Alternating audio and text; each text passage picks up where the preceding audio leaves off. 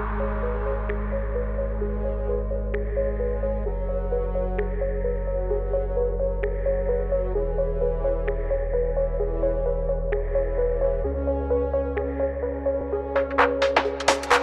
the show today, we're joined by Jake Davison of Muscle Fishing, an avid boat, shore and LRF angler, a small boat and kayak enthusiast.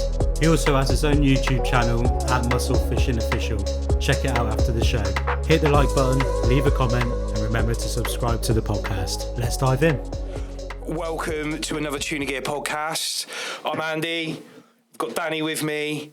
And today we have Jake Davison from Muscle Fishing. Hello. Thank you very much for coming, mate. You have made a right old trek today. What time do you leave? 4. And you when I rung you at like 8:20, you were already down by my house. I was here. No traffic. I do not drive in the daytime. That's one thing I've learned with doing a lot of fishing in different areas. Driving in the day is the worst thing you do. I got stuck on the M25 yesterday. It was it's horrendous when you're going out with everybody else. Yeah, you've either got to drive early morning, really early, like leave at 2-3 in the morning, or I drive overnight. How many Red Bulls have you had? None. Black coffee, that is it. What a machine. Yeah, I was going to say, I got up at 6:30 to walk the dogs, and I've already had 3 cans of Red Bull just to get the dog walk done. I'd be unapproachable, that sort of stuff. I think you get used to it being a fisherman, though, being up at all hours, don't you? Yeah, catching the tide, catching the weather, catching the gap between work. Yeah, that's it. Well, the work and the little work gaps is the one I try and do as much as I can, From late shift to if you're going from early shift to a late shift in the middle of the week, I always try and do something after that early shift, like into the evening. So is that when you go and do a little bit of LRF? A little bit of a bit short, or to be fair, we launched Polycraft the other day just for 4 hours. It's good drop, little straight in there. I like that. Yeah, launched that little 3 metre boat from the shingle. Just try for a tote, but there's so much right down my area at the minute. It's ridiculous. Yeah, it's just starting to come up a bit down this way, but you've had it pretty rough up there. Really bad, Soup. It's dreadful. I think it does affect the fishing. I mean, to be honest with you, I can't really use it as a major excuse because there has been quite a few tope caught around my area. But I haven't fished for them in that period where they were sort of in, because tope are very much pack fish. They come in, you catch loads, like quite a lot of them, and they go and they move on, and then you've got to wait for the next lot to come in. I just wasn't lucky enough that I had time off at the time to be on them. So if you're going to go and target tope, what's your go-to? Just anchor up by very fast flowing water you anchor up on the sand, but very near the reefs. Because you want tope love tide. They absolutely love it, and they're chasing the fish, and they use that tide to their advantage. So just go and pretty much anchor up. If I'm going for a whole day, I use a lot of chum as well. So you have a massive chum bag full of old fish, bran, all that sort of stuff. Put it on the anchor chain, drop it down, makes a massive difference. Oh, you're getting that chum bag right down there. Oh yeah. The thing is with tope, they are predominantly bottom feeding fish. I've had loads on the float, sort of mid water, but the bigger ones I've had are generally hard on the bottom. So you want that sort of chum to be on the bottom, going along the bottom, opposed to going up, down. Yeah. By the time it's gone up, down, it could be 500 yards that way. Yeah. Not like shark fishing where you're blue shark fishing and you're fishing sort of 30 foot under the water. The sharks live in that top column, but with tope, they're bottom column, so you really want to try and get them. That's a good little trick. I like that. But anchor up for tope's quite a good one. But drifting off floats can work, over reefs. But what rod are you using? What rod haven't I used? Yeah, what rod haven't you? Yeah. I've used tiny little lure rods. I was speaking about that earlier when I had a Shimano XTC 5-piece rod. Oh, the travel. Yeah, it's like a 10-gram travel rod, lure rod. I've had tope to about £20 on that, but that one I had a bit of a problem with. I was fishing on the Sib, and I was winding it in, and tope, like, they go crazy when they hit the surface, and it just caught the tip, and it just wrapped around, ping, the tip went. I was like, no. And I thought it'd be easy to replace, but it wasn't. So if there's any Shimano reps out there which can get that top piece of that 5-piece. Good luck with that. Yeah, good luck with that. Yeah, exactly. That's all I will say. No comment after that. That's all I've had from tackle reps and people who work even within them. Oh no, you won't be able to get that. I'm ex Shimano, so so good luck with that. Right. Yeah, I think it's got a. I can give you an email address. Yeah, to which maybe 6 months later. I wish you the very best of luck, but I can certainly put you in contact with them direct, but we'll go from there. Yeah, okay. Well, there you go. Yeah. Lure rods, but really, 12 to 30 pound class boat rod. I wouldn't go any more than that. You sort of lose the fun on a 50 pound class rod. Yeah. Too stiff. Yeah, they're not. They run, but they're not really. You can have fun with them. Definitely. Same with blue sharks. How'd you rig up for him? Running ledger. So you just a little zip slider, locked in zip slider from about 10, 12 inches. I'm going to go 6 inches. I'm going to stay there. And it's, so 12-inch locked in zip slider, and then just 200 pound of 4-foot mono, just with a sort of big circle hook, really 6/0 circle hook, 8/0 circle hook. Limitless guys, it's fine with them. Like it's just specimen circles. Crush the barb down, so that they can just go in the scissors, and that's it really. But fresh bait's key as well. If you can get fresh mackerel or scad, you're laughing really. But you've got to get fresh bait. I mean, we were out last week for them, and we just couldn't get any bait. We're looking for bream. Probably shouldn't say that, but I was literally looking for anything I could put on a hook, which was fresh. The North Devon boys, a lot of them use flounder. Very good bait. Yep. Dab as well, I've heard. I'll tell you a bait which I've never used it, and I never would because I couldn't. It just wouldn't sit right with me. But it's hound pup. Baby seals. Yeah, baby seals. Yeah. Well, everyone would love you for that. They'd go, you're saving the population of fish. Little smooth hound pups apparently meant to be one of the best baits because the tope are coming up behind the smooth hound. They're pupping, so they're releasing all their pup, dropping them, and the tope are just cleaning up after them. They're not mothers for very long. Those smooth hound if they've got a big tope after them. But trying to target that out for a bit of bait. Yeah, we've been struggling with bait down here. Yeah, we went out on Friday. I think I sent you both the videos. Those bass up at start. I probably wasted 3 hours of the day just trying to find some bait. Yeah, zigzagging up and down the scaries. We tried between the castles. We tried Castle Ledge. Really difficult. Caught one. Yeah, it's mad. One mackerel. Everything's late this year. Everything's late. But we speak about it earlier on when things are. Yeah. Mental. We were just can't get your head around it. We were fishing up in Conway at the boat competition last week in Wales, North Wales. All of us. I mean, you're fishing with some of the best anglers in the country, and we were all struggling to catch fresh bait. Some of the guys spent 2-3 hours on the specimen day trying to find fresh bait, and fresh. It's just. I wonder how this is going to affect everything for the tail end of this year. I mean, if it's. Isn't it? So we're either going to have a banging late season, or is it? I don't know. It's going to just not turn up. Yeah, it will turn up. It's just the seasons are changing. Yeah, water temperatures are completely different to where they were. Our fish species are changing as well. We're getting more of stuff we've never had before. Yes.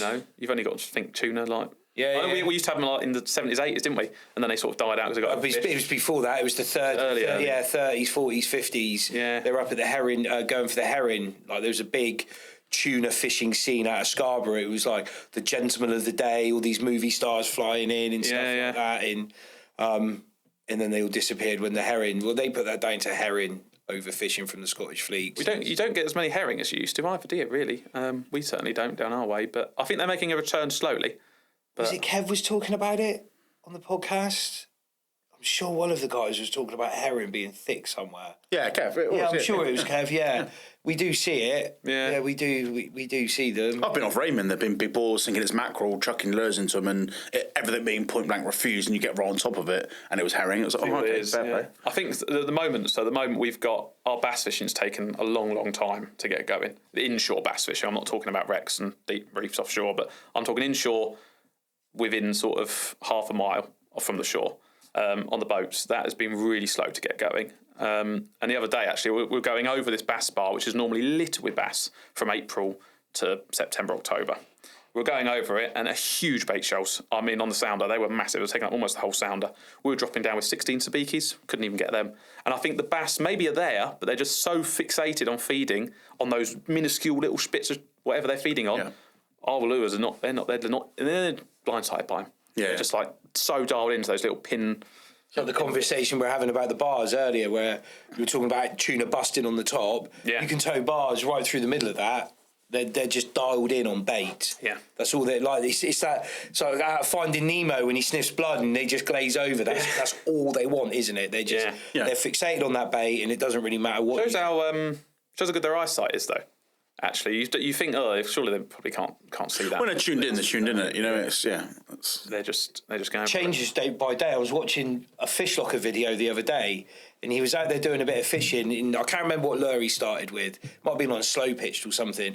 And he dropped it down to a a 6-inch plastic, 6-inch plastic went down with fish. Yeah. Yeah. Well, it's funny you should say that actually about lures and stuff. So I was out with my friend Ben, amputee angler. We were out on a wreck, and he was slow pitch jigging, and we were using the soft plastics with a boom and shad. And he had an underwater camera down there. Yeah, I've watched some of his stuff. It's really wicked smart stuff. Yeah. Now there was thousands of bass on this wreck. He was bagging up on bass all day long. I was trying really to get a pollock, but we had probably one bass to his 15 on the soft plastics. And he was on the slow pitch jig. They were smashing it every single time, and you think that they're ignoring that lure going through the column. They're so switched on. Yeah. It's crazy. It's a deadly method, and people should, if they can, really try it. Yeah. Or really do a bit of research, because it will change your fishing on some spots. something you've started doing more of, isn't it? We're having a conversation earlier. Yeah. You've got yourself a custom. Yeah, I've got a good friend John actually. He built it for me, custom built. It's got spiraled rings so that it loads the rod better. Yeah. I had no idea about this before. I just learn as I go. When he had him with this rod, it's so light. It's like you're not even holding a rod. But fishing with that, it's. I watched the first video that you put up about that. You were proper excited. I was like, so excited. Yeah.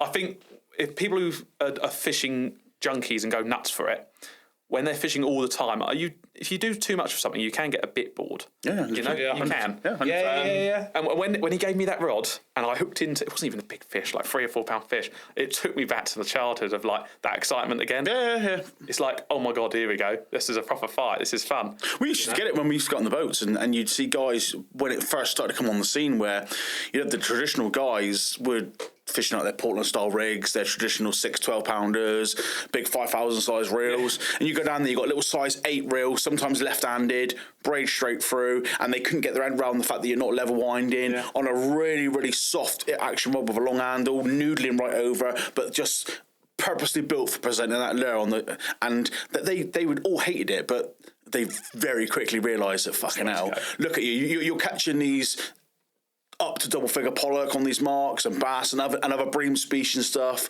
on slow blats. Rod's bent right round, it's fighting, it's taking line, and they've got the same size fish on and they're just straight winding. You wouldn't even know it was on there. And I know who's going to be having more fun. Yeah. The guy on the slow pitch. Yeah, 100%. Yeah, even though sometimes even if it's not necessarily the most effective method on the day, sometimes it's better, sometimes it's not. But yeah, of course, yeah.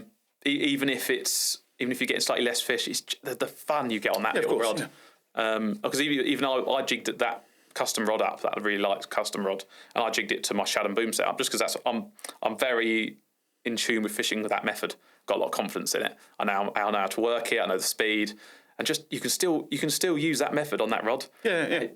I'll tell you something. The hookup rate's better because that little peck is hooked because the rod's soft. Yeah. And you haven't got to let it run. You're not bouncing out. No. You just hold the rod and you just let the rod do all the work. Whereas if you're using a 30-pound class rod, sometimes they're too stiff, and as soon as any tension, they lose that hook. Doesn't matter how big or barbed it is. Those pollock, they know how to lose a hook. 100%. Yeah. Is that rod the new go-to now? Yeah. For most stuff. Do you know what? So I've got that rod which I use when I'm slow pitch jigging mostly, and the tide's not too much that I can get away with on the boom.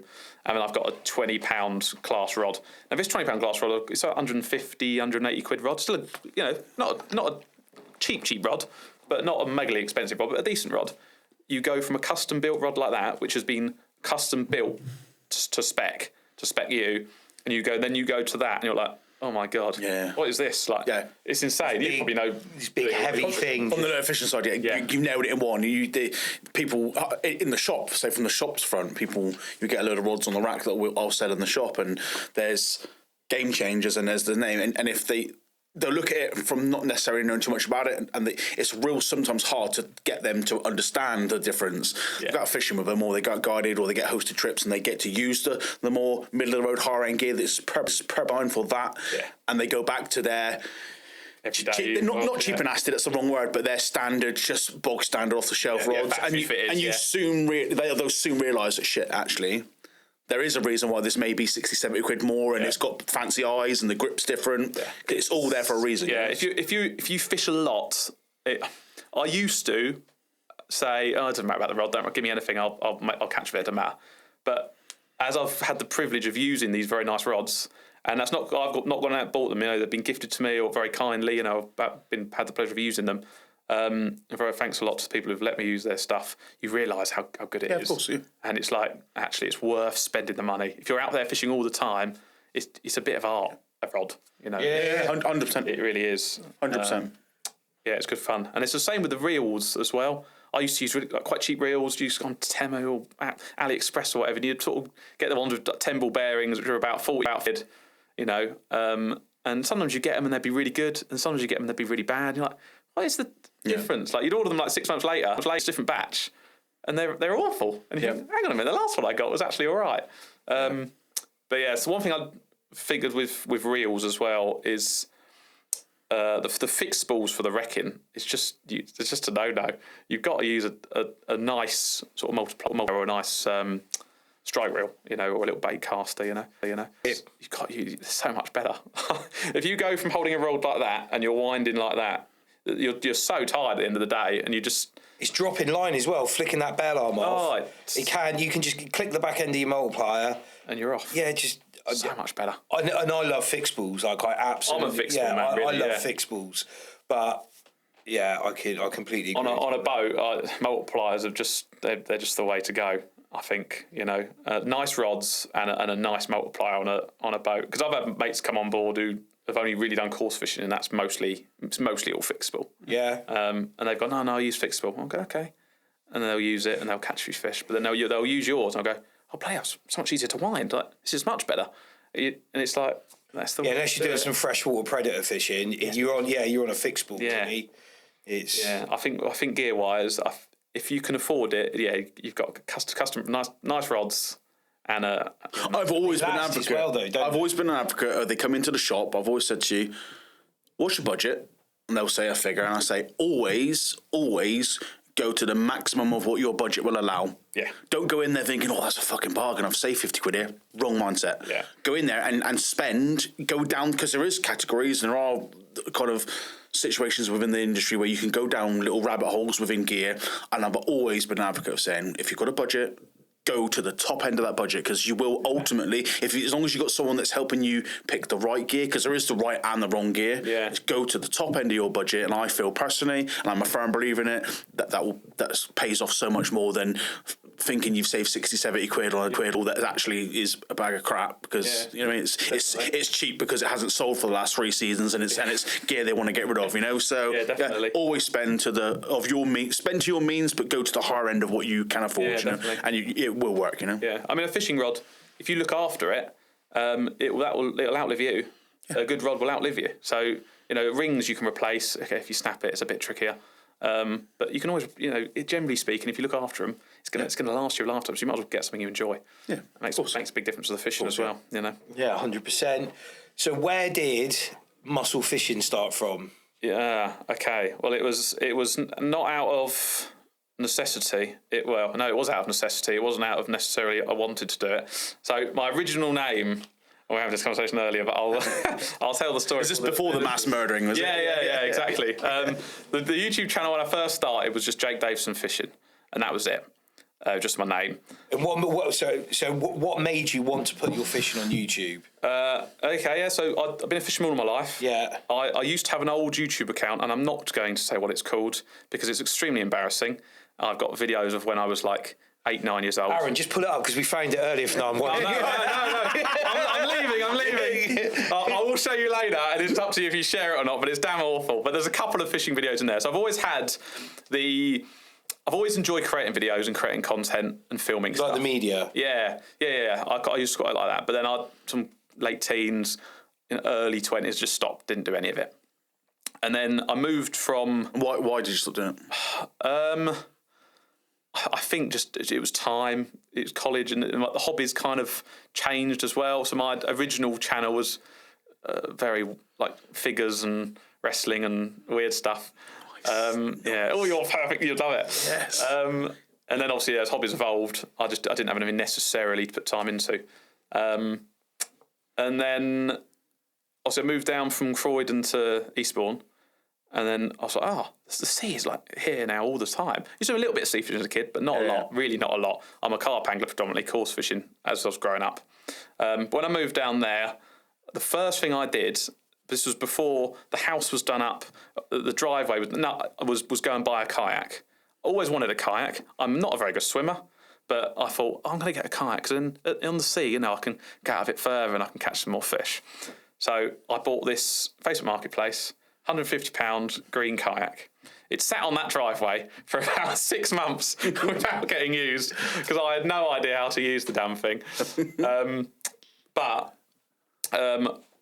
We've joined some Facebook groups and whatever, and like kayak Facebook groups, fishing groups, and then finally we got a trip, and it was in like February. So I had to go and buy a dry suit. That was £300. That was more than the kayak. But I thought, I think I'm going to really enjoy this. So I'll get the good stuff and the safety gear first, what I need. And we went out and it was just, I think we just went to the River Aid, a flounder or something, because it was a bit rough on the sea.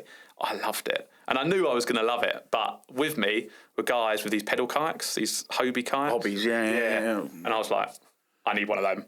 Like, that's awesome. Like, it's a game changer. Yeah. Yeah. Like, they had fish finders, they had different crates, and they had all these custom-made bits. I was like, that's what I want. And because there's a whole rabbit hole again, isn't it? I mean, I've looked a little bit into it. I've done a bit of float tubing, I've done a bit of kayaking, and I know a load of the Hobie guys. And I'm thinking, fucking hell, this is serious kit here now. Yeah, they're wicked. And I sort of said, how much is that then? And he went, well, I've set it all up properly with a fish finder, everything. Sort your roof rack out. Probably looking at 3.5, 4K. I'm sold. I'm doing this. The cost was. I was going to do it because you would see in that. I was like, that is amazing. Like, it had little rudders. Some of you've got those little electric. Yeah. They got little bits on the back of their rudders, and they just turn it on, and off they go. So I got the kayak, and then obviously I've always fished with my dad, but he's not a sea angler. But the kayaking I just fell in love with so much. I can't tell you how much I was like obsessed with it. I just loved getting out, just not even catching a lot, like just a bit of mackerel, a bit of bass, but it was just amazing to have your own little vessel. I was like, how can I show my dad what I'm doing out here to try and get him to also get one so we can still share fishing together? Because I knew that was going to be my direction from now on. It was going to be now sea, not necessarily carp and coarse fishing, where he was still doing. So that was where the YouTube come from. It was filming a bit on the kayak. And I remember having my iPhone in the life jacket like this, in a waterproof case. It was just awful. It was just, the videos at the beginning were just terrible, but they weren't for anyone, apart from really to try and get my dad to buy a kayak. He's not bought one from this day, but it was a good try. I don't blame him. I don't understand that kayak fishing. It's lost on me. Oh, you're very excited about it, so it sounds fun. Yeah, I love it. I can't think of anything worse. Coming from the boating thing, there's this meme that was going around with this guy going like that, going, "Oh, I thought I'd hit a rock, but it just turned out to be a kayaker." Well, that's how we feel sometimes. We are the rocks, believe me. Yeah. Especially if you hang off the back of Swanage off the cliffs there. Those ferries, they enjoy coming very, very close to you. No, it's not. Kayaking's wicked. I mean, look, I've got the privilege of going on lots of nice boats. I've got my own boat on the driveway, and I've still kept the kayak. Yeah, it's. How often do you use it now? Not as much. But for bass, you will not get a better method than the kayak.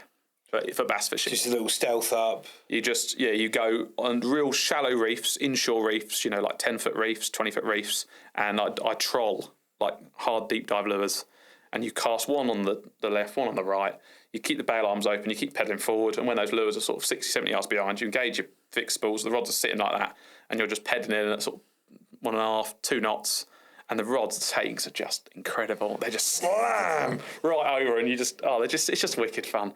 Cool. Like, they're so good fun. But yeah, that's the YouTube. That was. And what was it? Into it. And what was the first name then for the YouTube channel? That was the Jake Davison. So. And then what happened to Jake Davison? Yeah. So what happened? One morning I woke up, and that was a good start to the day. It was. I woke up. Glad it's that excellent. happened. We're doing well. And all of a sudden, the phone was just littered with YouTube notifications. What the hell's going on? I've not done a video. I've made it! Oh, yeah, that's what I thought. Finally, everyone's realised how amazing I am. No, definitely not. Totally the opposite. Some guy down in Plymouth, the exact same name as me, Jake and Davison. No D in the middle, literally Davison. People get that confused all the time. Spelt the exact same. It didn't look similar to me, but he still had ginger hair, and it was a bit crazy. And generally, I think people who were maybe at school thought it was me. And everyone went onto my YouTube and assumed that I was this mass murderer of this, because it was on mainstream news. I remember it well. Yeah. And the comments were just listed. Why did you do this? You looked so happy a week ago. I am still happy because I've got it off my sister. Yeah. So it was just crazy. But obviously that time you had a lot of people, because Plymouth is still like a fishing area. Yeah. So you had a lot of fishermen actually going onto there, thinking that you were not this different person, and they're going, oh, actually this is an alright fishing channel. So actually probably gained like 500 subs over 3-day period. Whether they're with me now, who knows? But it's a bit of a strong way to get subscribers. Yeah, mate. it is. I wouldn't recommend it. It's not great. But had to change the name because the algorithm it didn't understand my videos from then on, because you type in my YouTube channel and it would just come up with the search was throwing up that guy because of what he'd done. Yeah, and I was just at the bottom of the pile after about a week, and I was like, I'm going to have to change this. Because I remember I had a graphic on the back of my car, and it said Jake Davison Productions. And that morning, my other half said, you're going to have to take that off, because people are going to think you're a nutcase, or like you're just supporting him immediately. We must get a sticker made for this weekend to show our support for this guy. So I was there, peeling it off the back of the car. She said, you're going to have to change the name. So I had to change the name. I was differing and erring and to get a new name. And I thought, what are the two passions that I've got? And it's bodybuilding, powerlifting, gym, and fishing. Fishing being the bigger passion, really. I thought I'd just combine them together. I quite like the big game fishing, muscle fishing. Well, I think I said fishing muscle at first. I thought that doesn't sound right. And I'm not really fishing for muscles. Yeah. And I thought that could work. I thought, no, I've got nothing to do with muscles. Just do muscle fishing, and it come out of that. And then I fiddled around with some graphics, made a bit of a logo, because I thought eventually you're not going to be able to sell T-shirts, hats with Jake Davison Fishing on it, because no one really wants to wear your name necessarily on a T-shirt. And you went from your name to a brand. To a brand, exactly that. Yeah, I thought I need to make it into a brand. Well done. That was good. You put in the right stead there. That's why they're hanging around with me too much. That's big bucks, isn't it? I knew it had to go to a brand eventually, probably. I didn't know how big or how small it was ever going to get. It's not that big now, but from what what I've got, us. Yeah. Well, you've only just started going. This would pick up traction 100%. This is exciting. This is. I was speaking on the phone. To come down. Yeah, that's it. I've driven 4 hours to be here because I can see the vision. It's exciting. Fair play. Thank you. Because at sea angling, I've always thought, is when I come in from a carp course background and you go into the sea angling, I thought, where's all the social media stuff, the nice logos and the graphics and the podcasts and the amazing films. So we've touched on a little bit about this because I come from the same background as you. We spoke about the way that Benfield, about how sea fishing was deemed as guys in a high-vis jacket on a pier, and it was a bit like 2 unmatching rods. That's it. Shakespeare seat box, load of manky bait in a carrier bag next to the side of them, smoking rollies. Yeah. Painting a terrible picture. If you do that, boys, you do you, but you're exactly right though. So it nails it one there, because you've come from like a different direction looking into it, and that's what you were seeing a lot of, and it was always good that we had a element of like the lure scene and the fly boys that were bringing out the cooler looking clothes and clothing that was designed for it, and then the branding side of it, and like this fish sidewinder, so it was there, and it's growing, and myself and a few others have been part of pushing it, because exactly like you just said, it needed to be there. And there's still a massive gap in that market to really someone will overtake it at some point, and it's going to happen. It's just when. I think you got to make it cool. Carp fishing is now cool. Sea fishing, it just needs to, as soon as the teenagers start picking up on it and it gets a little bit, this is quite trendy, you've won. It's like the wrasse fishing coming through now. Like back in the day, nobody really wanted to go and target wrasse. They were a nuisance. Yeah. Now it's the thing. We were talking to Damon. Yeah, I've been messaging the Cornish lure angler. I'm trying to get him on here. Targets wrasse. Yeah. And he liked one of our posts, and I went and looked on his page, and I was like, wow, all these massive ballons, and I love that sort of stuff. I love wrasse fishing. Yeah, I mean, we've covered it with like Benfield and people like that. I mean, that's kind of started with some Southwest guys, a couple of guys from Plus Fishing, Matt, myself, like 2008, 2009. And I still remember to the very day, people thinking we were talking out our ass, saying we were catching wrasse with lures. They couldn't believe it. And you fast forward now into where we are now, where I don't do as much of it anymore. There's a few other guys who kind of branched off into other things, but Damon's still stuck at it, came in a little bit later, but is now stuck at it. He's still posting it out there. It still gets as much buzz now as it did in the early 2000s when we started putting it in the magazines and stuff, because I've always often said they take a really good photograph, they all look stunning, they're fairly easy to catch if you know where they are. The tackle, the gear, all of it's really cool, it works well, it's light, you can travel light, weedless, you generally don't lose too much. What's not to like about it, it's not a ball ache to go and do it. You can quite easily, especially from the freshwater scene, your perch and pike anglers, they don't need to change too much gear. You can drop shot from.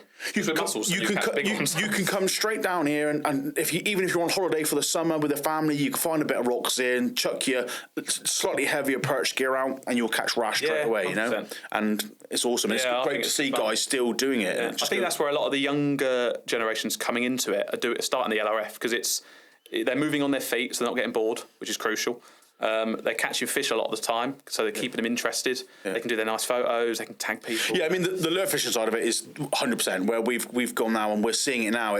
We spoke about it on a previous episode. It came up real fast, plateaued for a number of years, and we're currently at a stage now in the last since pandemic where we're now climbing very, very quickly again, and it's kick-ass to be involved in. I love it. It needs it, and like you said, there needs to be on the saltwater side that needs to grow through, and the lure fishing side are right at the front of it, and it's just great to be part of it. I think with the LRFs, it's a way of just getting out and catching fish. The shore fishing is harder with baits. To get the big fish, you've got to travel a long distance sometimes. If you don't live in a great area, you've got to really do your homework on tides, locations, species, rigs, and a lot of late teens, they're just not interested. They ain't got the time, they ain't got the patience. They ain't big enough for 14-foot rods either. Well, that's it. Whack them out, I've done hardly any shore fishing. It's not really something that's ever. No. I've done a bit more this year, and I thought I cracked it. I thought, it's getting good here. I went out one evening, winter.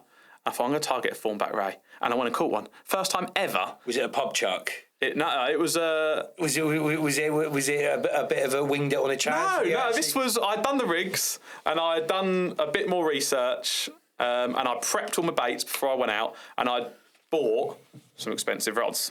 I got them at a good price from a sponsor. They're limitless universal match rods, so they're like £330 rods. Which, that's an expensive rod to me, Are they Euro style or traditional? They're traditional, they're not Conti rods. Okay, cool. So we went out with them, and the car, I cast it, went, oh my God, I've done like 100 yards there, easy. Like my old rods, which are like £20 beach rods, no, you're breaking them really if you really slam them. But these, they look beautiful. You're just going for the overhead front. Yeah, just straight like that. Wasn't your arms high? Wasn't the pendulum cast? It didn't go straight in for that. Pendulum cast. Tried that once. Snapped a rod. Never again. A tutor could probably teach me a lot. I'm definitely not the best caster, and I'll never claim to be. But these rods are suddenly getting 100 yards, and suddenly got formed back around. I went, okay, might be getting it right. This went out a week later. Got about 4. Here we go, shore fishing, doing all right now, starting to learn it a little bit more, and how humbling is fishing. I got kicked right in the balls about 2 weeks later when I suddenly blanked, went, they weren't here this week. Next day, blanked again, next week, blanked, I thought, this is shore fishing again. It is harder, there's no doubt about it. When you went after him, what bait were you using? She likes squid and bluey wraps, so I prep all my bait before I go. In like a little tub, and then we just cut in half a squid, a little bit of bluey, sort of a couple of inches, just wrap it out together, just do loads of them, single hook, pulley rig, works all right. But the shore fishing, funnily enough, you get a bigger sense of achievement than you do on the boat. Really? Yeah, because boats fishing's easy, isn't it? Like if you want to go and catch something, generally speaking on the boat, you get it. I guess you could go out. You can drift over and over where they are. You can find maybe on a sounder. Whereas on the shore, there's a lot of stuff to aim at. Yeah, and you're a bit further out, and you can move around very easily with boats. You can be another mile within 20 seconds on certain boats. Yeah, I guess so. Yeah, you're right. The coverage of what you can do. Like we've got like South Hams where we go. I mean, wrasse fishing again. You could be on a set of gullies at headland, but you're like, actually, we want to get on that one. Yeah. But because there's massive big crevasses in gully, you can't just go across. No. It's all the way back up the cliff, back down. You may get halfway down, it's no good, you can't get to it. Yeah.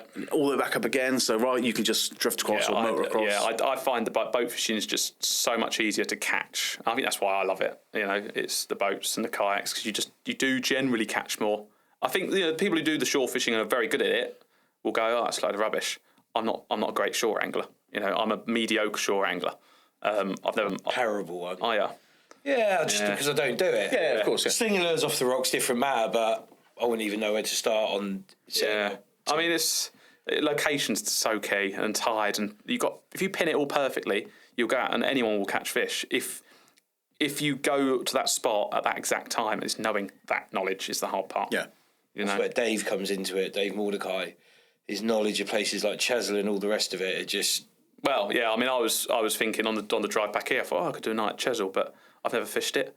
I'd roughly know what rigs to use and what I could try and target, but there's guys who fish it a lot will go, oh, it's pointless on that tide, or you need to be a mile that way if on this tide. You know, it takes years to learn, and I've got the utmost respect for people which can have the patience to do that. It's not for me, but it's an art form of fishing in itself, isn't it? It's a full discipline, I suppose. Massively. And there's some guys which do excellently well. You know, they smash fish all the time, but down my coast it's not particularly great shore fishing anyway. And I think that's probably why I didn't do much shore fishing as a kid, because you couldn't really catch all that much. But I mean, I'd remember I'd nag my parents as soon as I got down to Eastbourne, my nan's house when I was a kid. Right, I'm going fishing. When are we going fishing? When can I go out? And you get in the day and you might get a place or whatever. It would be that good.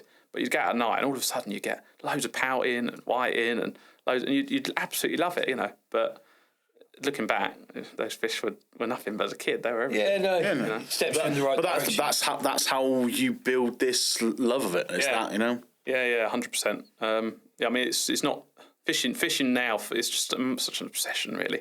It's a lifestyle, isn't it? Like for people like us. So going back to that brand thing you were talking about, like in carp fishing, it's a lifestyle. Yeah. Those lads are rocking all the Corda or all the Fox or all the Nash or all the Wafty or all the Thinking Anglers or the Subsurface, or I could go on and on with it, but those lads will be dripping in it toe to toe. They're terminal toe, and you'll find the guys that are fishing one sort of brand, they'll be using some Thinking Anglers bits and pieces, or these guys will be using a bit, and they live and breathe that stuff. Whereas some of it, like you say, it's coming with sea fishing more.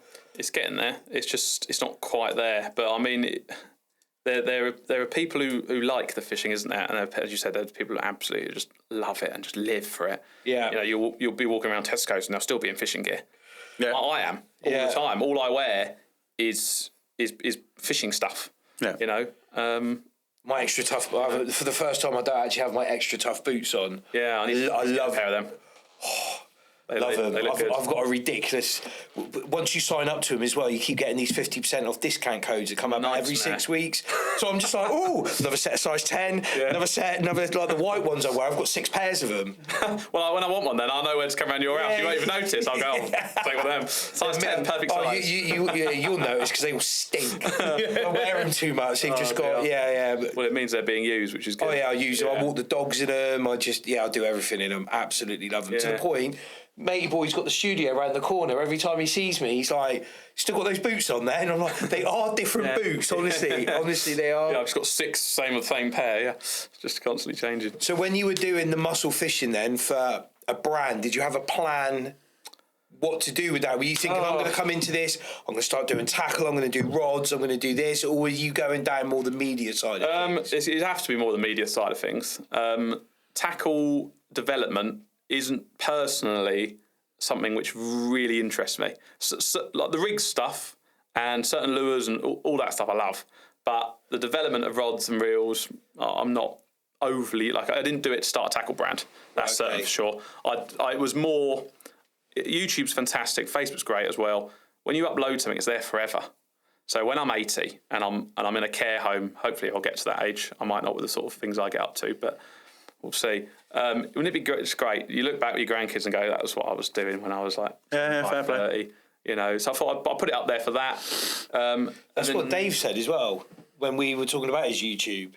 He put it up there to start with because he's got a thing in his videos. He says, "Don't like and don't subscribe to my videos." Yeah, he's just put it up there as a record, and then it's just grown. It's a natural thing. People I think that's what I've started to really enjoy now is sharing what I know.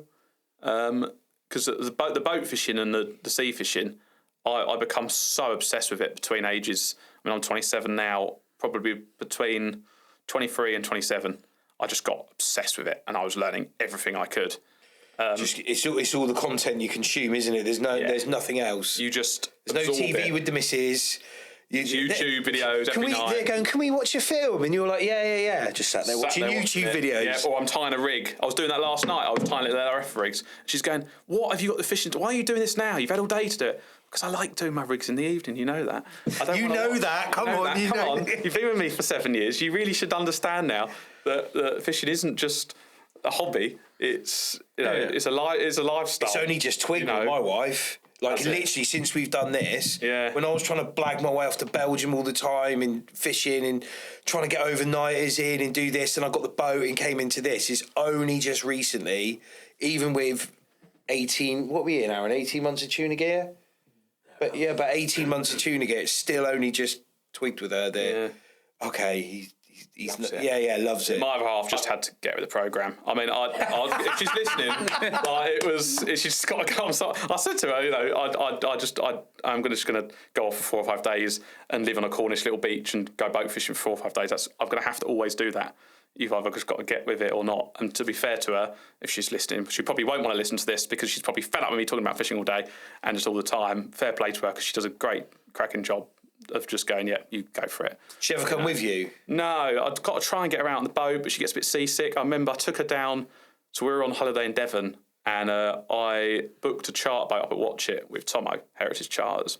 Yeah, North Coast. Yeah, and I have a sister with me, Tess with me, my other half, and me, and we went up there, and the weather was bad. It was like 40-mile-an-hour winds. But the Bristol Channel, on big catch, you can actually get away with quite a bit of weather. And I was a bit nervous because I knew what she gets like, and it wasn't good. Like, she was just blowing chunks. She was terrible, and I was like, I'm going to fish. Like, me and my sister were loving it. Yeah, like, we're out here for 8 hours. Yeah, you better get comfy. Yeah, that's it. She sat at the back there with a little cup of tea like this, and just was like, just don't move too much. And once the anchor settled in, and 2 or 3 hours later, she'd start to come around to the idea. But yeah, she's on a really flat, calm day. She'll go out and she'll sunbathe on the boat, and that's about it. But I'm yet to get her out on my boat. I've had it for a few years, just not been out once. I've got to get around to it, you know. Wouldn't it be easier if they all just loved it as well? But maybe we wouldn't have the escape then. So I think that's some of it, isn't it? You know, I think the escape is some of it, from life, from work, from family. I think blokes need that. We're not the most. We're not easy to deal with. No. Yeah, you need some outlets. I don't understand these lads that just come home from work and just sit on the sofa with their missus, and it's like, I'm going shopping at the weekend, and you're going to carry my bags and follow me around. I'm like, fucking no, I'm not. No. I've got a couple of mates be like, okay. Yeah. No. Yeah, it's a chore booking a holiday with my other half, just because she likes to just sit, on a sun lounger. I want to be out doing stuff, fishing, obviously. Yeah. We had a massive argument in Spain because I was there with LRF gear. I'll tell you a good story, actually. So we recently went to Spain. My dad's had a place there for like 3 years, and he finally got me to go there. And we went there, and they've got loads of these. Finally got you to go there, or he finally invited you? Which one was it? No, it was that he'd been nagging me for ages. Come on, you got to come. I thought, okay, I'll go. And me and my other half, my dad went, and they've got these massive stores out there. They call them like the Chinese shops. But they've got everything there. Yes, I've been to them. Yeah. They are absolute massive. Yeah, warehouses full of stuff. Yeah, but one corner's got a lot of fishing tackle. Yes, I was in. I've been there. So I was there, and I was like, we're going to a harbour later. Got an idea. So I got a spool of line. I got very small hooks. Like, I think the smallest they did was like size 10, and a couple of weights, and that's all I got.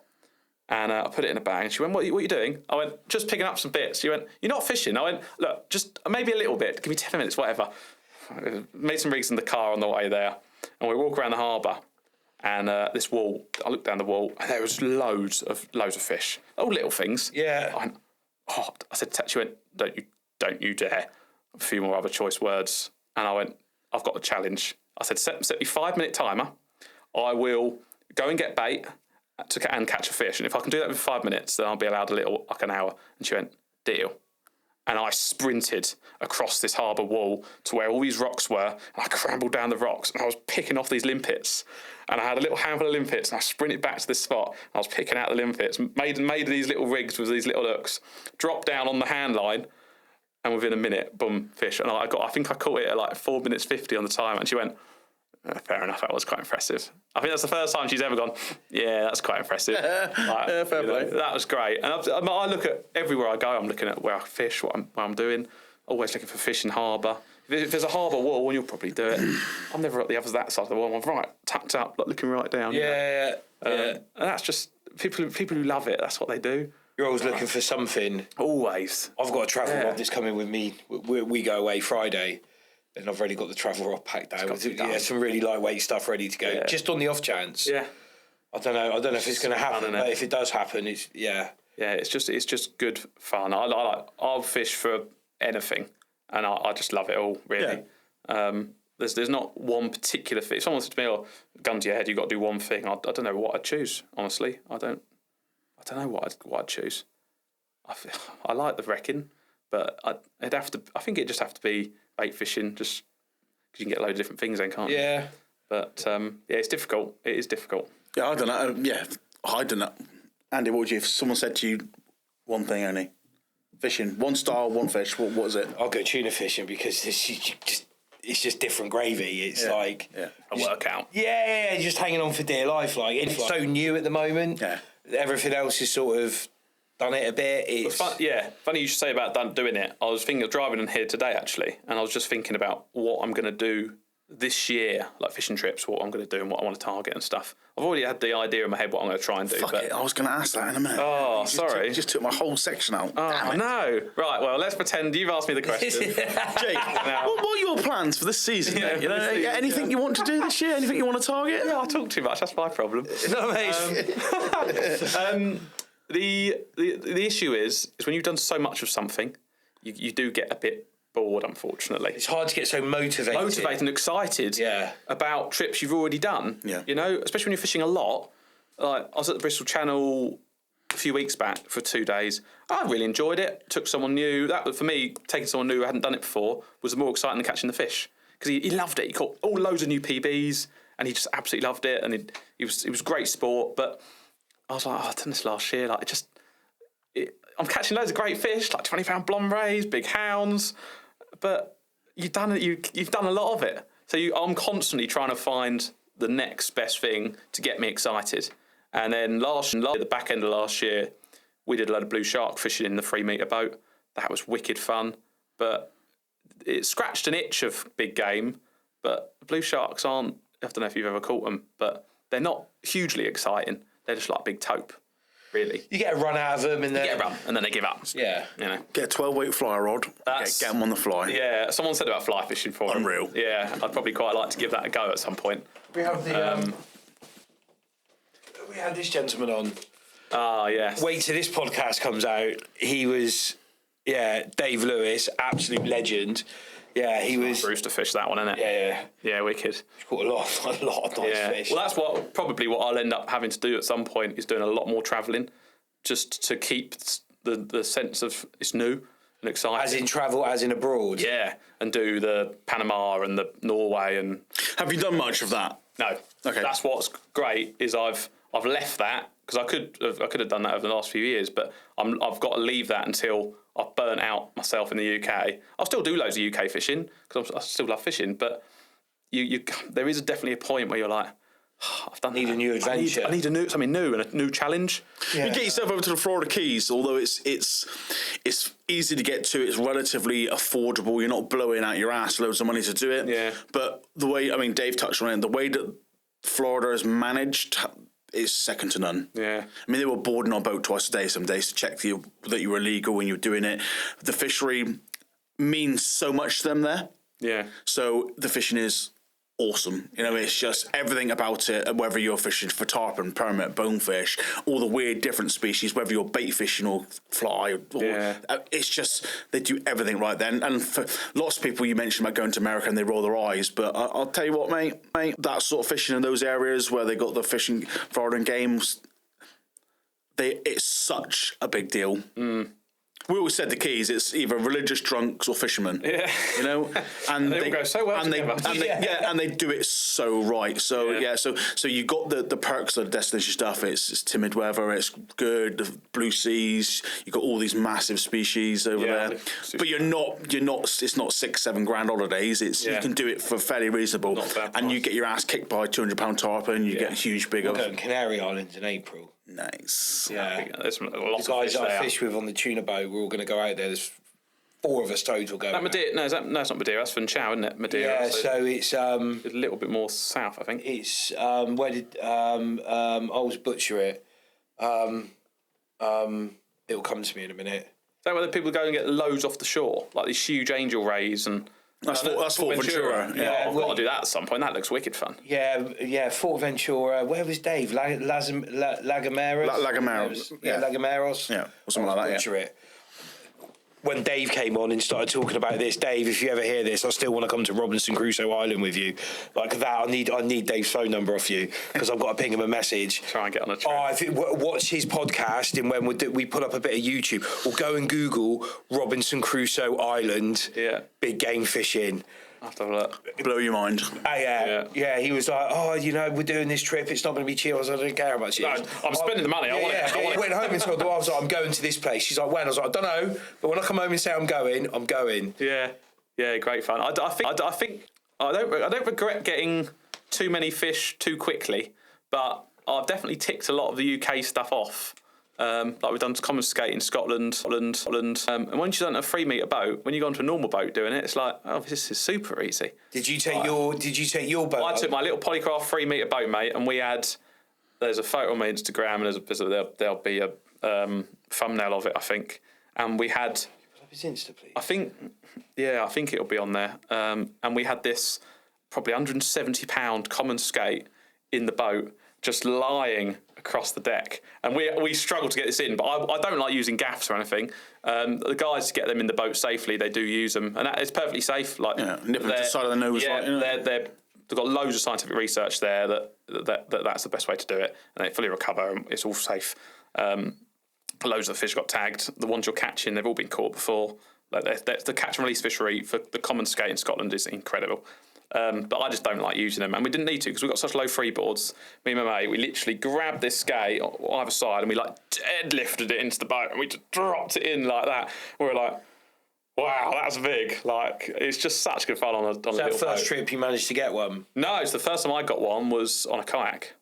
That's a fun experience because you've got no harness. Yeah. So you're digging it into your seat down here, and you're like, please don't slip, because this will hurt. And you're cranking it up, and with skate, once they're off the bottom, the fight becomes not easy, but it's just a case of winding down. You've got to go quite low down this common skate. So if you go, okay, I've got a lot of fish on there. You can see my grid, my DHD, and I have to be very specific. I've got nothing on there which isn't really a fish. Now he's going to have to put in his. It'll be down here somewhere, but I like that Pollock one with the reverse holding. Oh yeah, that was an accident, I think, because I was trying to. I don't know why that happened, but a lot of people say that's quite a cool pose. You can tell you've been carp fishing by the way you're holding some of those fish. And look, apparently. Yeah. I've got a look, so loving stare. That one, the loving stare. Yeah. Yes, exactly. You're not supposed to look at the camera when you're holding a carp. You're not supposed to look at the camera. And everyone says, look at the camera in style. No. So that's what. So we went to the Cotswolds years ago, me and the missus, before kids, and she was going, will you just look at the camera when I'm taking a picture? Yeah. And I was like, it's not about the camera, it's not about me, it's about the fish. She's like, well, yeah, but I want to see you. And I'm just like, oh, hello. Yeah. I literally hold a fish and I look at it like it's my baby. Yeah. That's a carp pose. It's a carp pose, and everyone says, I can tell you come from a carp background, and I will never change it. No. I think there's not a lot of people which do the photos in that way. And photography actually is something I never thought I'd get into. But I started to quite enjoy it. Yeah. almost more than the video editing. See, that's something that's also now starting to come with the sea fishing. The photography was never really, I thought, very good. Yeah, you did it excellently, admittedly, but as on point as it should be for some of those fish that those guys are catching. I do see. That's not saying I do see some really cool trophy shots out there. Yeah. But when you compare it to what some of the freshwater, even with the perch, when they got the top fin up, guys with the pike and stuff like that, there's definitely some room for improvement. Yeah, definitely. And it's a fish that you spent loads of money on, like travelling, all your gear. Like some of these fish, there's so much planning, in them. Thousands of pounds to get that fish. You want a nice photo, like fingers holding up. Yeah, like it's no good. And I've got a fish photo which and it's of a blue shark, and it's of me holding it, supported on the 3 metre boat. Now a lot of people did criticise that photo, and they were like, "Why are you bringing that blue shark on?" My freeboard on that Polycraft 3 metre boat is like that much off the water. So you're not dragging them out because they've got no rib cages. Yeah. So you've got to be very careful with them. And fish care for me is so paramount. Like I love my fish; they're like pets. Do you ever keep anything? Pollock, bass I really like. I will take a few bass. Pollock, if they've blown, take them. You got to because they're only going to die otherwise, so you might as well take them. But that's about it, really. If they can go back, generally they do. My mate Will, he fishes with me a lot on my trips. He's just nuts. He wants to eat everything, and I'm like, what? Like, I want to try this sound. What? It's eyes. Like, you can't do that. I got a mate of mine the other day. Was like, yeah, we're going for there's some nuisance Wells catfish. Oh yeah, we're going to take one out for the table. Where they're nice to eat. Yeah. Like eat catfish. What are you on about? Yeah. Well, I had I was kayak fishing. Sorry, topic on the sea angling. So I was kayak fishing for pike on the River Medway with a spinner on my kayak. Lure fishing for pike, and I got Annabelle's catfish on the river, and I was so pleased, and I put it back, and I got the EA officers nuts when they found out. They went, "You have to clong that on the head," and I can't do that. Like, it's a beautiful fish. We've got it at the minute on one of the local clubs where it's. Is that Exeter? Yeah, it's on the canal. Yeah, the canal, the river, they're everywhere, and they're really struggling with it. And like I say, it's management. You've got a lot of the guys that catch them, are targeting them. Yeah. They're happy with them there, so they're not necessarily good. It's all done under the radar because they don't want it to be known that they're catching them because are completely zero tolerance of them. Just a massive battering of asteroids versus the fishing. It's the right. Politics is awful. Whether you agree with it or you don't agree with it, they want them either dead or removed till they got a lake, and which is good. But it's one of the main venues is the canal. I got a friend of mine, Mark, who's part of the committee, and he'd be a great chat for us to have. And he's been involved in fishing for years, and they got the fight nets and all sorts. But I mean, it's Exeter Canal, so a big wide canal, average 12 foot deep with features all over it, and they've been in there nearly 20 years. Getting them out, and they're really big, right down to little fingerlings. You ain't gonna get them out. You ain't gonna get them out, you know. And they're in the river now, but the EA, because it's a triple SSI, the EA have said this needs action, and we need to see action now. Yeah. But you need buy-in from the guys that are using the waterway, and unfortunately the reason they're in there is because of those anglers. They put them in there, and that's the reason they're in there. They were illegally stopped by those anglers, and they're not going to support it. And it's they've got the committee have a real struggle on their hands to get it because they're not going to submit them. No. It's a tough one. I couldn't do it. Same as Zander. Zander get the same prosecution. Zander are as native in those Midlands waters now as any other fish. You know? Yeah. So, and I don't agree with the prosecution of Zander because they've been there longer. With the Snag Bros, they had a Zander. They were trying to target some of them, didn't they? And I'm pretty sure they got some earache about that. Because they caught a fair few. Yeah. I mean, officially, you've got to knock them on the head. I mean, there's huge parts of the industry, the lure fishing industry, has grown because of Zander. It wouldn't be there if it wasn't for Zander fishing. But officially, law is you got to kill them. Yeah. But I would always put one back. Yeah, I'll put one back. Never going to kill one. Yeah, anything you see, Pollock, bass, and obviously anything I can use for a bait, which is sustainable. Baby smooth hounds. Yeah, baby smooth hounds. Yeah, no, not what I do, but I know others do. For the shorts. Yeah, pulling it apart. But bait fish never count, do they? On the list of if it's a bass, mackerel you can just take as many as you want. But bass, no, two, I was having this conversation with someone the other day. Actually, I said, why is that mackerel's life different to say a small smooth hound. The live baiting, or even dead baiting, it was alive at one point, but there's that whole argument, isn't there? And I mean, that's a whole rabbit hole. I love live baiting for bass. It's my go-to. Yeah, something like that. Don't do much. I love it. Yeah. I love like a drift. I like the three. Just come down to a 3-way swivel, 8-foot trace, and just a lead clipped on the bottom. And where we're fishing normally, it's quite shallow, and so I don't get snagged in the bottom. I use like literally like a 2-ounce lead, and just over the side, and you just feel that bass hit it, and you're like right, whack. Yeah. But we waste so much time trying to find mackerel. Sometimes it wrecks the whole day's fishing. Yeah. But if I don't get enough mackerel, I'll just go home. I won't even bother going fishing. I'm just like, I haven't got enough bait. I'm not going. Yeah. You could for the lures then for you then they're not as effective maybe as the live baits or. I just don't. I've never done that much of it. If we're out on the wrecks, then lures definitely. Yeah. But in that shallow water, up at start and stuff like that, and some of the inshore reefs where you can get bass, I just like live bait. Yeah. It's just dead simple. I've had a few runs on them, and I've had a few fish on live baits, and then you're right, the runs because they smack them, don't they? Yeah, you get that knock to start with. And then you're like, oh, here we go, and then the reel just goes. It's pretty epic.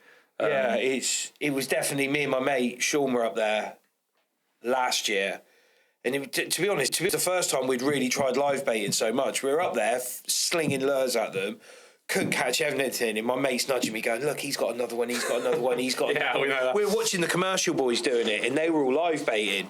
So we come out of where everyone was fishing and disappeared back down the bank, feathered up a load of mackerel, come back at it, first drift, one each. We're like, That's what they're doing. Right, okay. Yeah. And that was it after that. I was just completely sold on it. It was... Yeah, until the other day when we went out there, I could only find one mackerel, and I stuck that out on the back on a float? Stuck it out on a float to try and keep it as shallow as possible because I knew they were up, and we were slinging top waters at them and just cranking them back.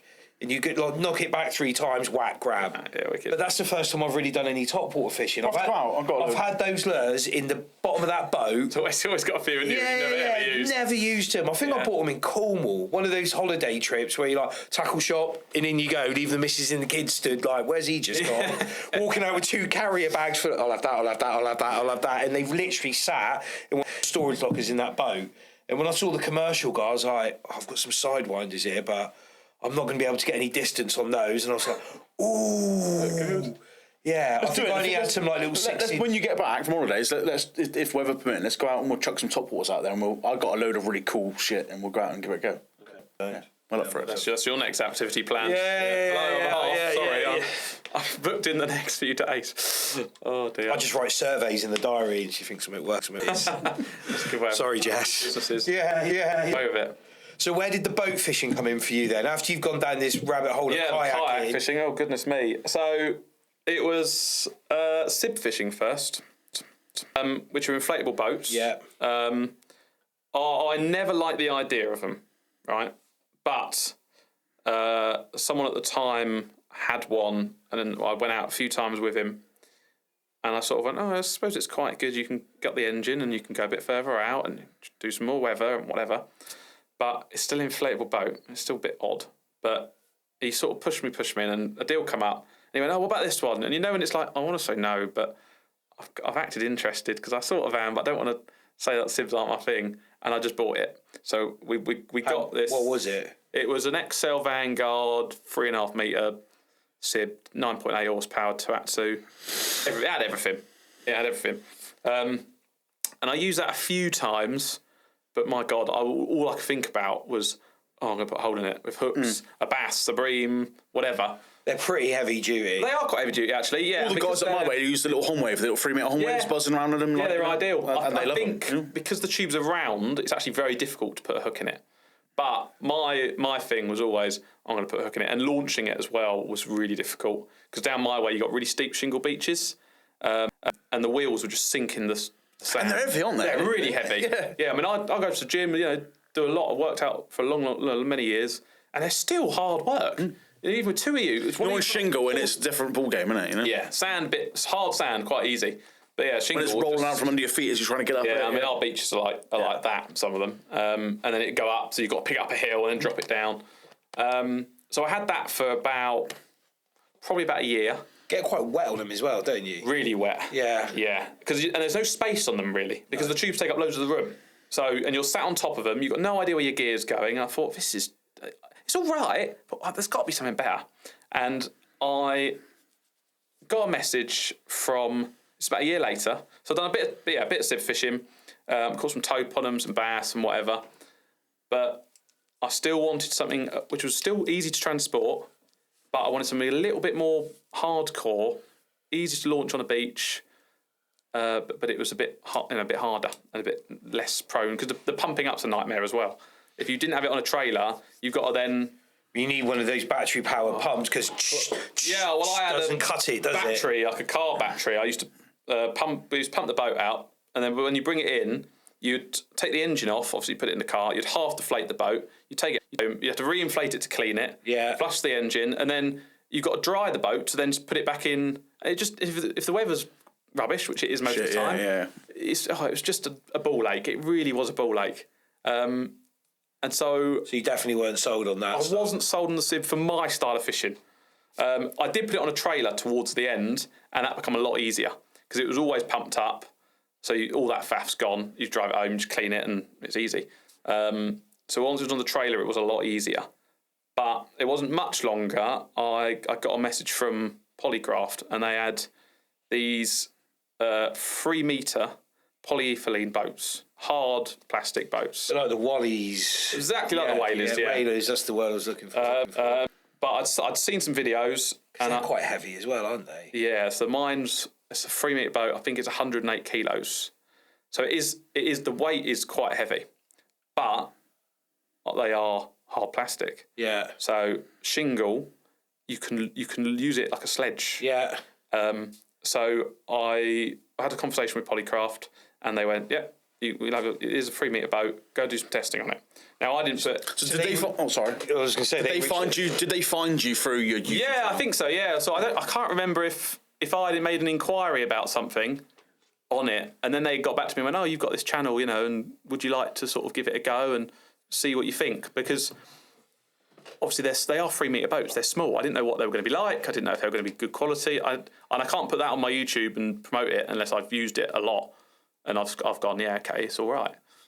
So they brought me one down to my house, and I couldn't believe the toughness of them. I thought, oh, man, they're solid, aren't they? Yeah. Like, you can smack it as hard as you want a punch. You're not going to hurt your hand. Like, they're really solid. And I'd looked on because they're Australian boats. I'd looked at a lot of videos in Australia where these boats get used, and they handle some seas. People deck them out they go out 10, 15 miles. Some of the Aussies. They seem to do a lot. They're not more. Wide, right, though, those Aussies. No, they are wide. Different breed. Yeah, but I like that. Yeah. I feel like that's where I probably should have been born. Yeah. Is sort of as an Aussie, really. Yeah. Or a sort of hillbilly in Texas. Yeah, I'll take the hillbilly in Texas. Yeah, I think so, because then you get guns as well. Yeah. Just the crocodiles. Down by the bayou, yeah. Yeah, I think that's probably where I should have gone. My other half says all the time, she says, "You belong in Texas."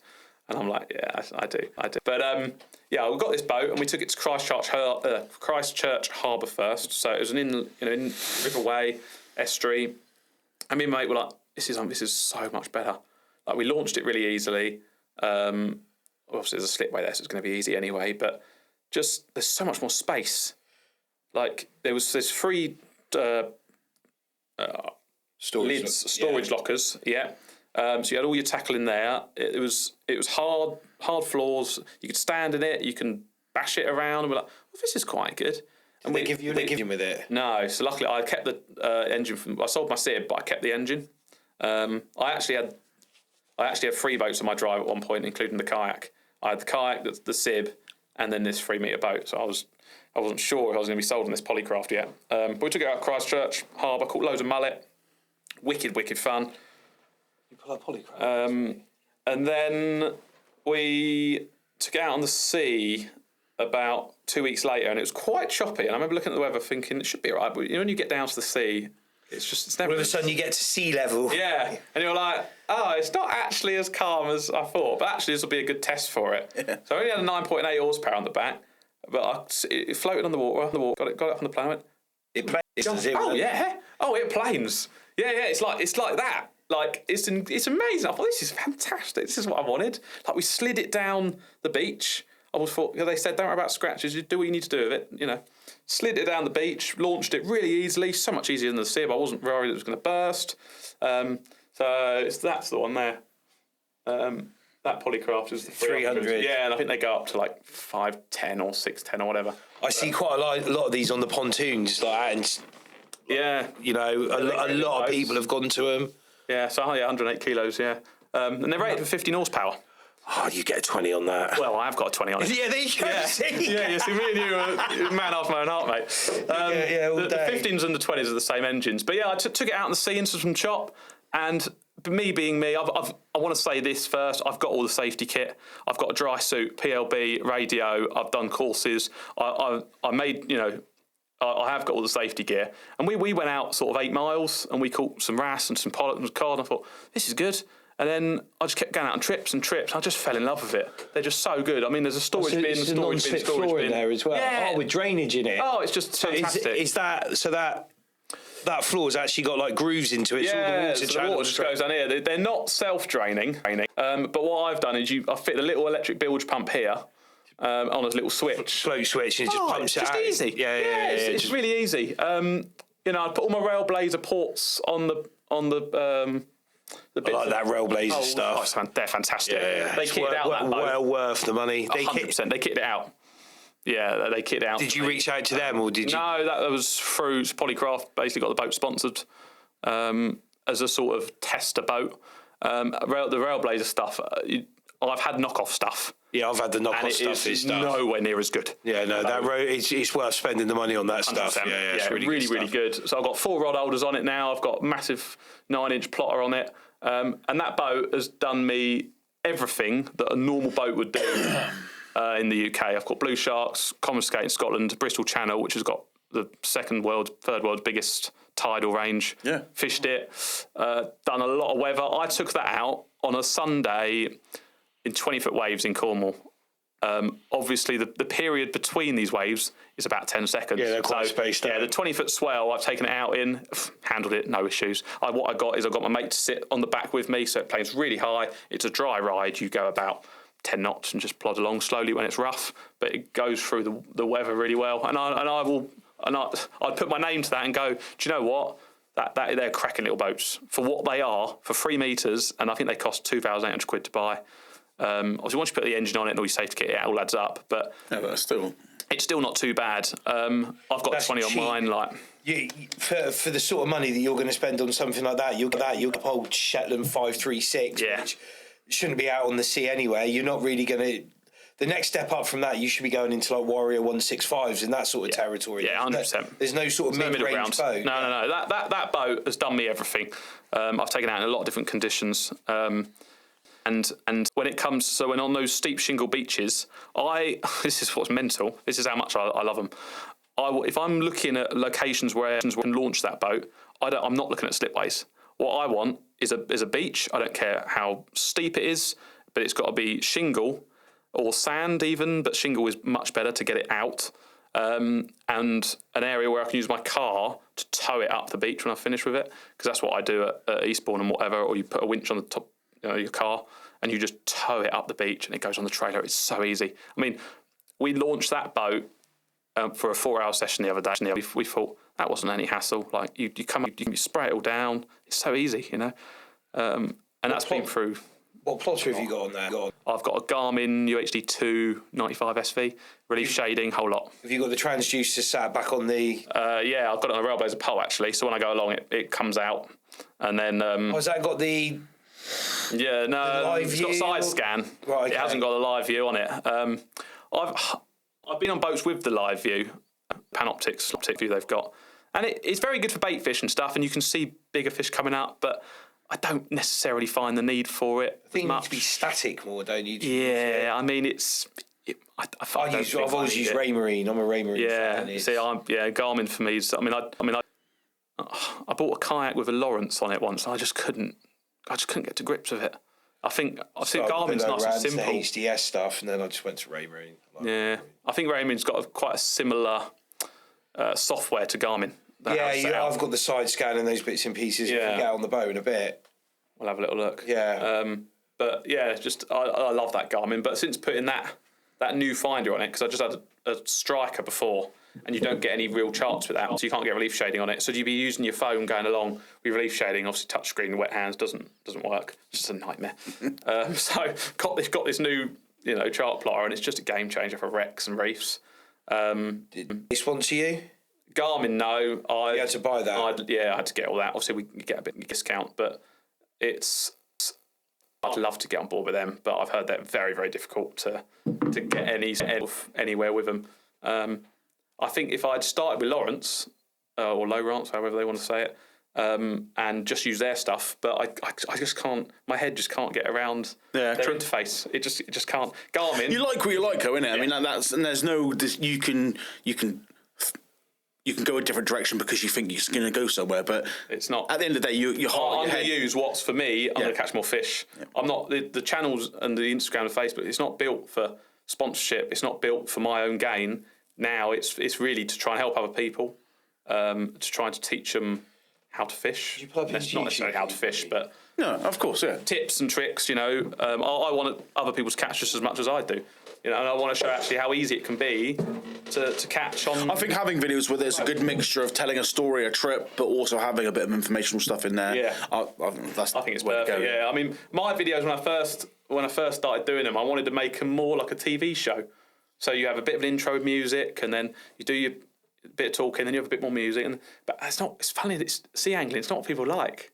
People don't actually want that style of video. But I do enjoy doing the intros with the music. It's one of my favourite bits.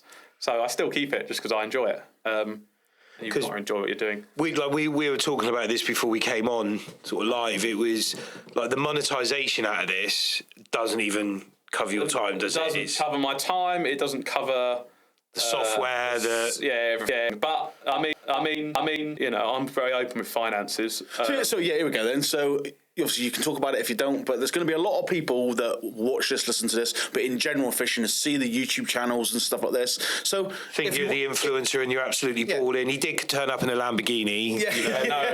I turned up in my other half Dacia because it does 10 more miles per gallon than my van. So let's if you want to, let's dive into a little bit about the monetization of this, and because people do think it's you set up this channel and you get paid to do these things, and it's not that at all. Not. So how many followers? So what are we up to on here? We're and likes? 4,870. So nearly 5,000. But that's taken a long time. I mean, there's 341 videos there, and that's taken hours and hours of. I mean, a video can take 8-9 hours to edit. How long's this channel been up? Well, properly, probably 3 years. I mean, if you went to the bottom, you'd be able to figure it out. But probably 3 years when I've actually started to be a bit better. Yeah. But 2 years when I've really started to make sure they're a bit better.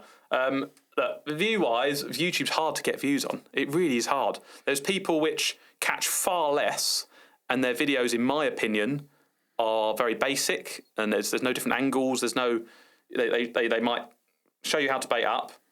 You won't see the cast or anything, and then all of a sudden you'll just see a fish, and they'll show you the fish, and they're getting 10,000 views, and you're like, how is that? Like, trust me, just because you catch fish, it does not mean that YouTube world and viewers will view you. It's not how it works. It's a strange science, isn't it? Oh, it's so weird, and I'll never be able to get my head around it. But luckily, I don't do it for that. But if you did, you'd have a problem. Like this, for example, like shore fishing. I thought this one down here would do better. That hasn't even done. That's done terrible. 547 views. I caught some rays that night. Did some good tips. Absolute rubbish. Is that the Thornback Ray trip you took? Yeah, I think so. Yeah, I thought this was where I got a few more on that night, and that's. But then you're on the big boat up there, wreck fishing. Yeah, almost 5,000. Boat fishing, the one next to it, 4.8. Yeah, so it's. But then you've got beach fishing, shallow sand for flatfish and other winter species, 2.2. I thought the Spanish video would do terribly because it's not English. But it's not done too badly. It's got 2.3 thousand, I think. Is this the one where you... That's where I annoyed my other half on holiday and we had a big argument, yeah. But I don't regret doing that at all. I loved every minute of it. But yeah, and then this one down here, actually, this flounder video, that's got 9.1. I don't know what happened to that video.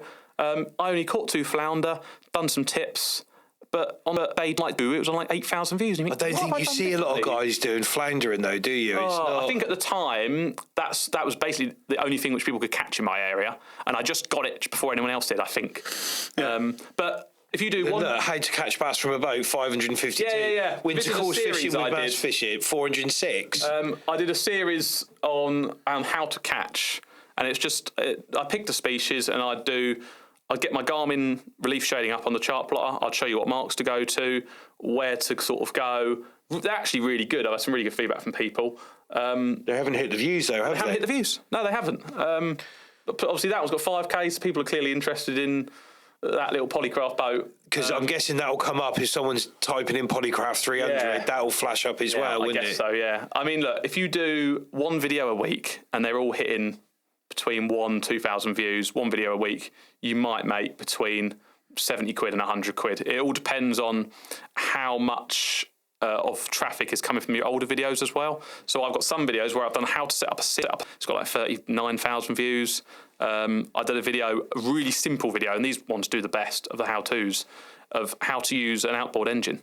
And it's literally how to plug the fuel line in, how to use the primer bulb, how to start it, the gears, the most simplest. Not even mechanical. It's literally the most noddiest thing, how to start it.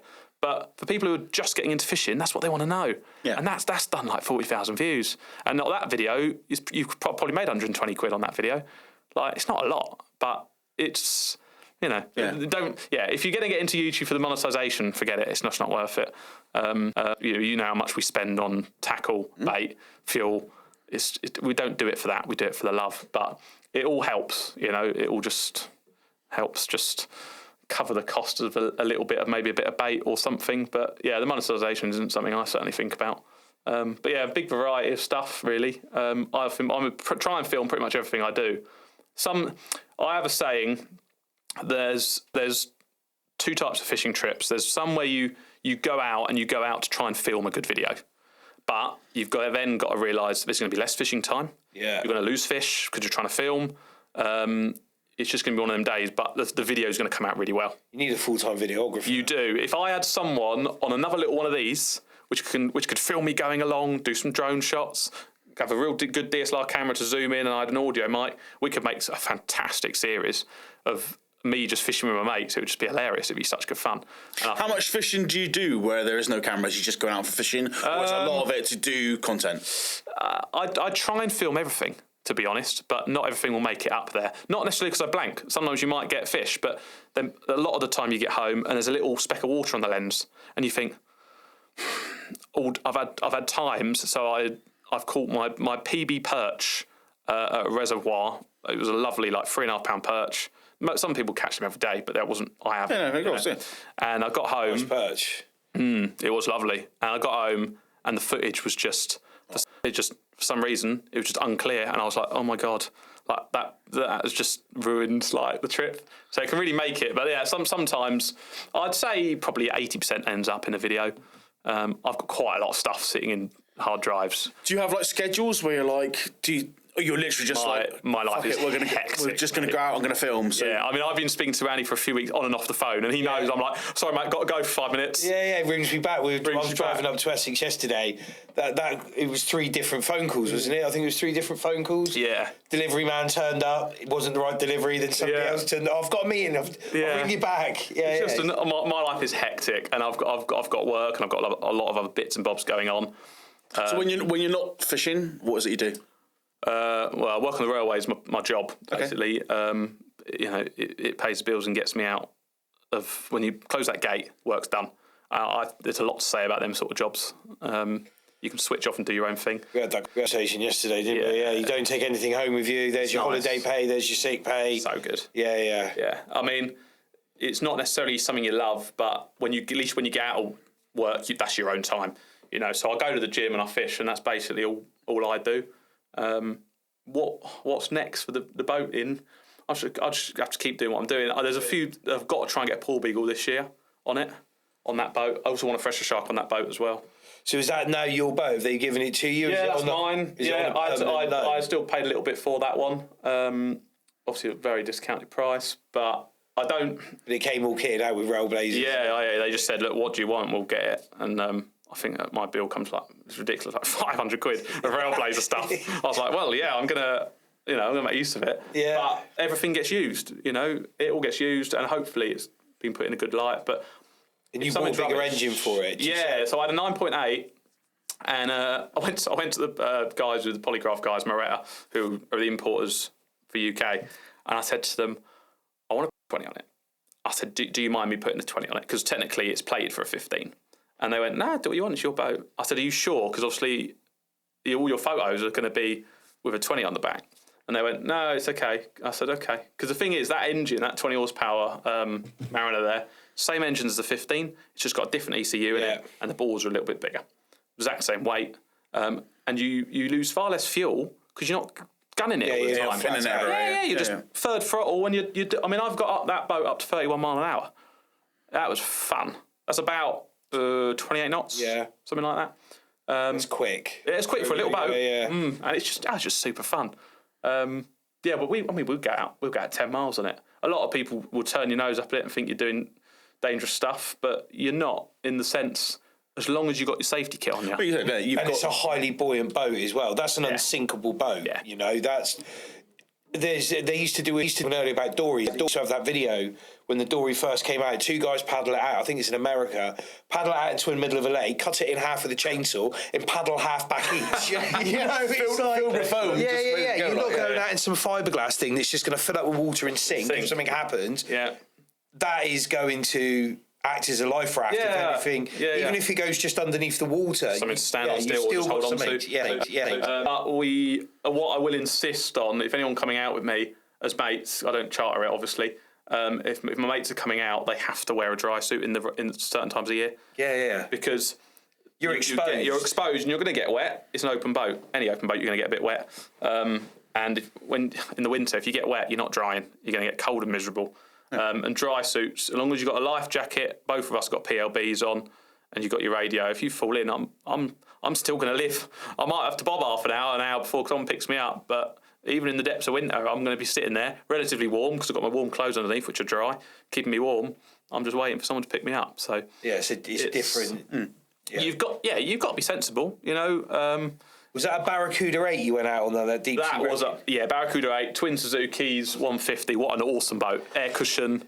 Oh my goodness me, it's fun. Looking at one the other day, it's another story. Sean sent me one, but a wicked boat. This is where the difference is. People look at that smaller boat and go, "You're going out doing silly things, but you got all that safety equipment on." There's guys that are going out in like those Barracuda 8s. Half of them haven't even got life jackets on. If you go over the side of one of those in winter, you're done. You're dead. If you go out on one of them and you're on your own, if you're not on your own and both of you end up in the water or the boat ends up sinking. You're not wearing a dry suit because I've never seen anyone wear a dry suit out of my harbour on a bigger boat. Never. No, it's not a thing. Even if you've got a life jacket on, you're dead still. In the winter, no one's picking you up quickly.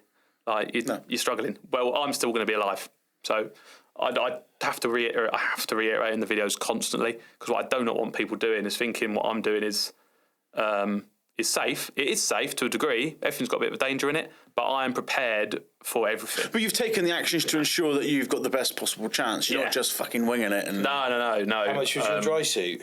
That one I'm wearing, £700 dry suit.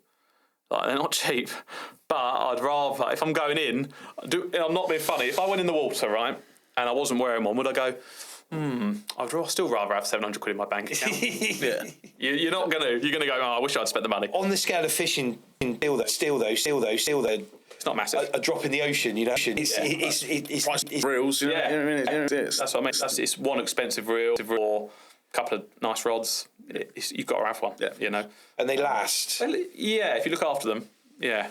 I mean, I've got talcum powder around the neck and stuff to get them on. But that's with anything. I mean, I've got it in my side of the lure fishing is waders. We spend serious money on waders. How much do you spend on waders? I mean, £600 to £700. Do you not just wear a pair of VAS? I go to Screwfix. I've got the £35 Screwfix ones. I got full Screwfix out waders. Yeah, I got full breathables, but if you look after them, they last years. You know? Full breathable. They're open at the top. They're the most breathable things in the world. I used to get a bit sweaty in my waders. I was warm in when I was carp fishing. They're not boot fit mine on EVA neoprene feet that fit on. You put a boot on like a shoe. You do the laces up so they're completely fitted to your feet. Wear studded boots, and the material is just like Gore-Tex. Again, that goes to the saying with expensive rods, you're using it all the time, so you want the best. Yeah. So I get that. I get that. If you got to try and use the best you can. But the safety goes into everything. When we're blue shark fishing on that, we have a very clean deck. Everyone knows what they're doing. Two of us, I do bark orders sometimes, but we spoke about this the other day as well, didn't we? We were talking about there's too many voices on a boat sometimes, especially on a smaller boat. You need one person. There's one skipper, and they call the shots. And I'm not doing it to be a knob. I'm being it because we've got to be safe, and we want to land the fish, and we don't want hooks in everywhere. We just my mate's fantastic. He just gets on with it, listens, and we all have a great day out, and we catch a load of fish. Obviously, we have a cracking laugh at the same time, but when it comes down to it, we both are switched on and we know what we need to do. So, is it a maximum of 2 at a time? You're allowed 3, but I wouldn't bother putting 3 on it unless you were just going for a bit of fun. 2's ideal, really. One thing I love about the boat fishing is with men, we like bits and we like playing around, don't we? Customising stuff and always fiddling. And with the boat and the kite, you're always fiddling to find the best option and the best way of preparing things and having bits here. I'm going to have the wires there. You're always fiddling around, and I really enjoy that sort of part of it. But now I think we've got one box in the sort of side, and we've got our fixed unit radio in there. We've got a massive battery in there which does everything else, the bilge and unit, chart plot of stuff, and then we've got another box, and all of our tackle just goes in that box. So we've got a nice big clean deck, and it's just less clutter the better, really. But we'll do everything in that little boat. It's been really good fun, actually. I don't think I'd ever get rid of it, to be honest. I'll always keep that little. Would you go bigger? Oh, yeah, I mean, this is a conversation I've had a little bit with yourself. I've had it with my other half as well. Or would you go bigger on that model of boat instead of just going to like the... No, if I was going to go big, mate, I'd be getting a Quicksilver 640 or something along them lines. Maybe Barracuda 8 if I really want to spend a bit more money. 50 grand. Yeah, but... Nice one on Find a Fishing Boat at the moment. I saw it. With a single 300 on the back. I've seen it. I did look at it. It's got outriggers on it as well. Has it? Yeah, it's ready to go. Yeah, very, very nice. The issue is when you're in a marina... If I have a trip booked for going to Devon or something in my little boat, and it's also nice at home, then I'm going to be like, oh, well, what do I do? You get a trailer for your Barracuda, and you trailer it down there. Yeah. Well, the problem is I've got no slips near us down at Eastbourne. You either have it in the marina, or the nearest slip is in New Haven, a place called Simpson Marine, but that's affected by tide, and you can't just get out. You're so lucky up here with slips. You can dip in all over the place. Yeah, we cannot do that. 2, 3, 4, 5. I can think of 6 places within 3 miles. That's what I mean. We have none. If we go east from Eastbourne, I've got no idea where the next concrete one is. It could be 60, 70 miles away. Like, genuinely, it just... Mad, isn't it? They're everywhere, isn't it? Yeah, it might be more. I think... Totnes, you can drop in Stoke Gabriel, Brixham, Paignton, Torquay. Brixham's a fantastic one. Any state of the tide... It gets a bit as well. Do you not? Just reverse in and disappear off again. Yeah. I've launched from Brixham loads of times, but I'm launching my boat and then I've got someone taking the car and trailer off back to store the trailer. So you do it quite quick. Yeah. So we just whip in, reverse the boat off, engines running as I'm going in. I'll see you later. He's already driving up the hill. Yeah. Oh, that's not too bad then. But yeah, slipways we've not got. So that's why that boat's perfect for my area, because it can just be launched pretty much anyway, really. They got Mordecai recently down in Newlyn. He went to do some fishing down there. 600 quid. Fine. To launch on Newlyn. Yeah. 600 quid. That's crazy. They traded it all the way down there thinking this will be sound. Yeah.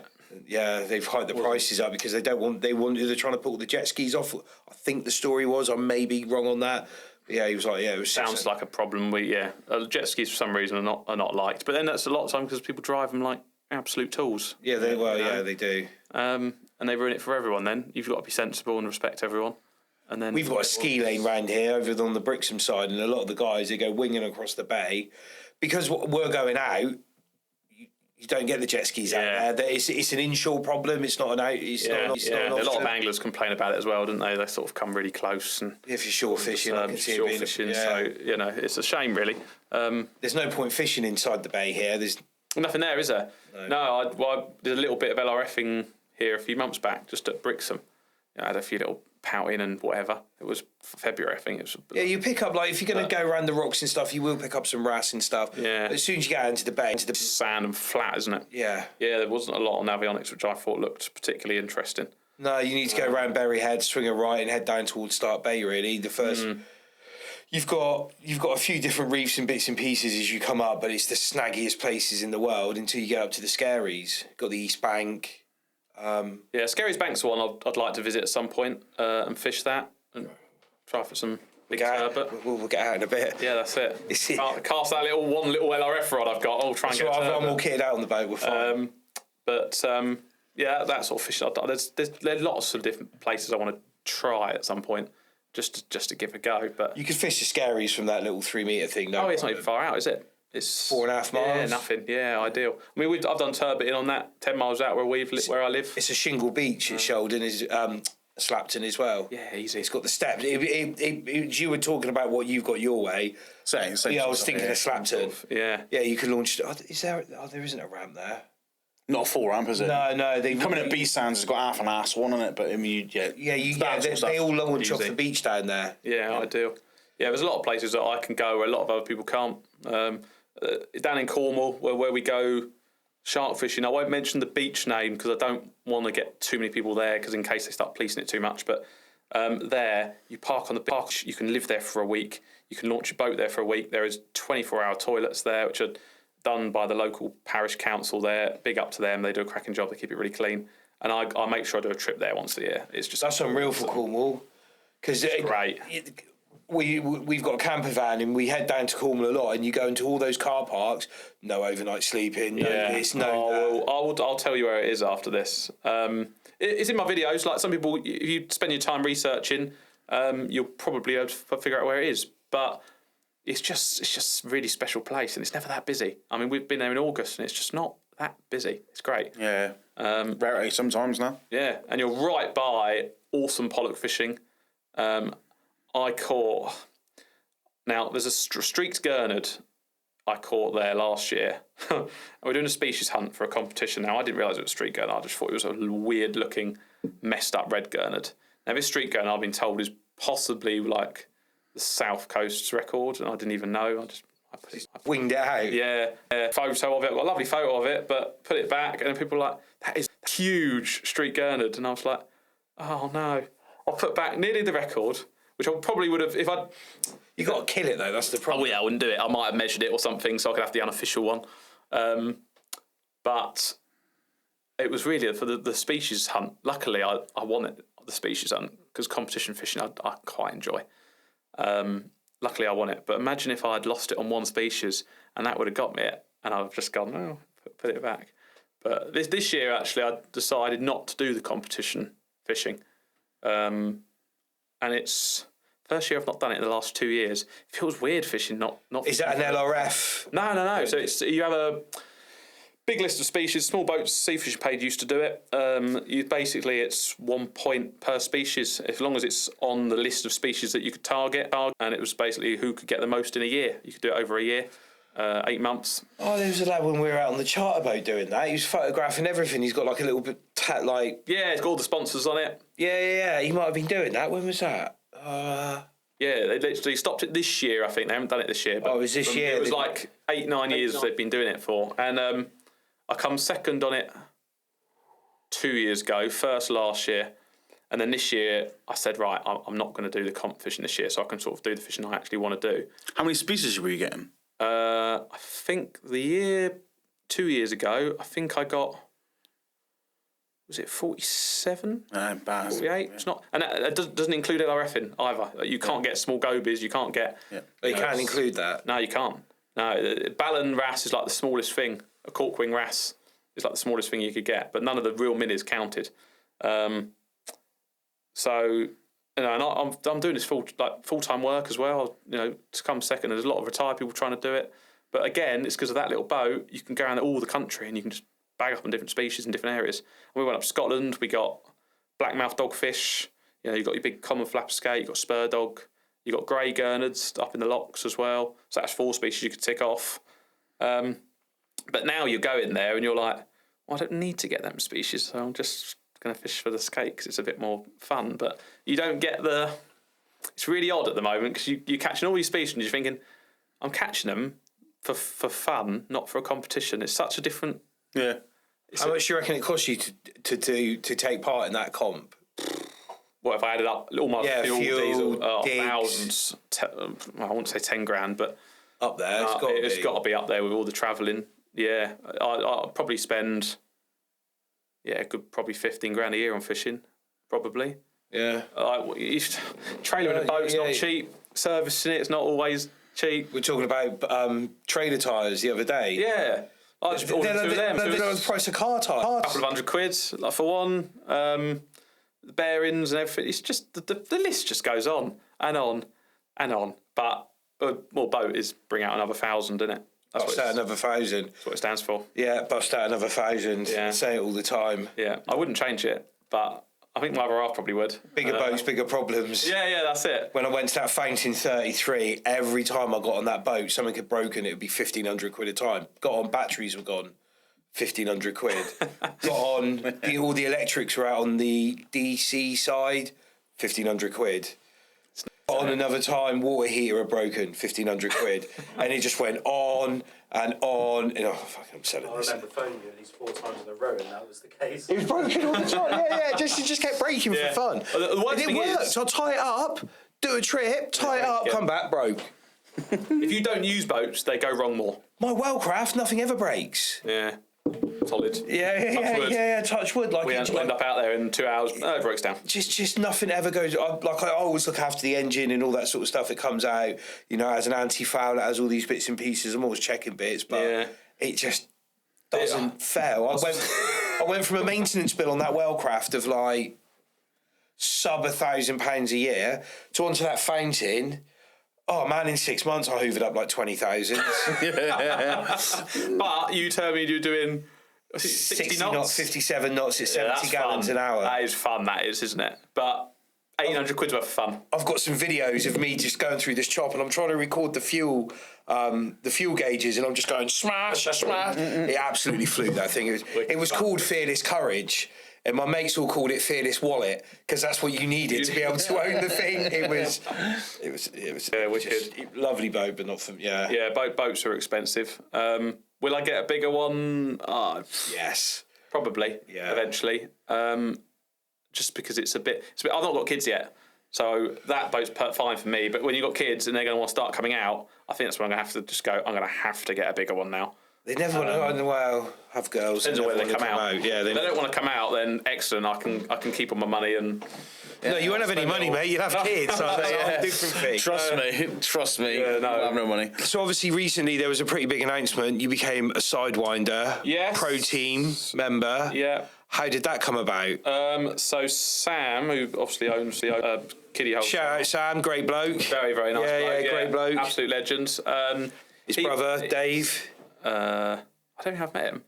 If you're not, he's like a whirlwind. No. I hope I got his name right. I'm sure. The pressure's on. The pressure's on. Yeah. Dave, he's lovely. The pair of legends. Yeah, absolutely. He reached out to me on Instagram. I love Sidewinders. I absolutely love their 4-inch, 6-inch stuff. I've used them ever since I've started sea fishing on wrecks and reefs. And that's all I ever fish with, really, apart from obviously trolling. Don't do the deep dive lures, but apart from that, it's all on the wrecks. It's just sidewind. Always used it. So I just used to put the photos up, and just tag them. Not at the time. No way did I ever think I'd be sponsored by them or called Pro Team by them.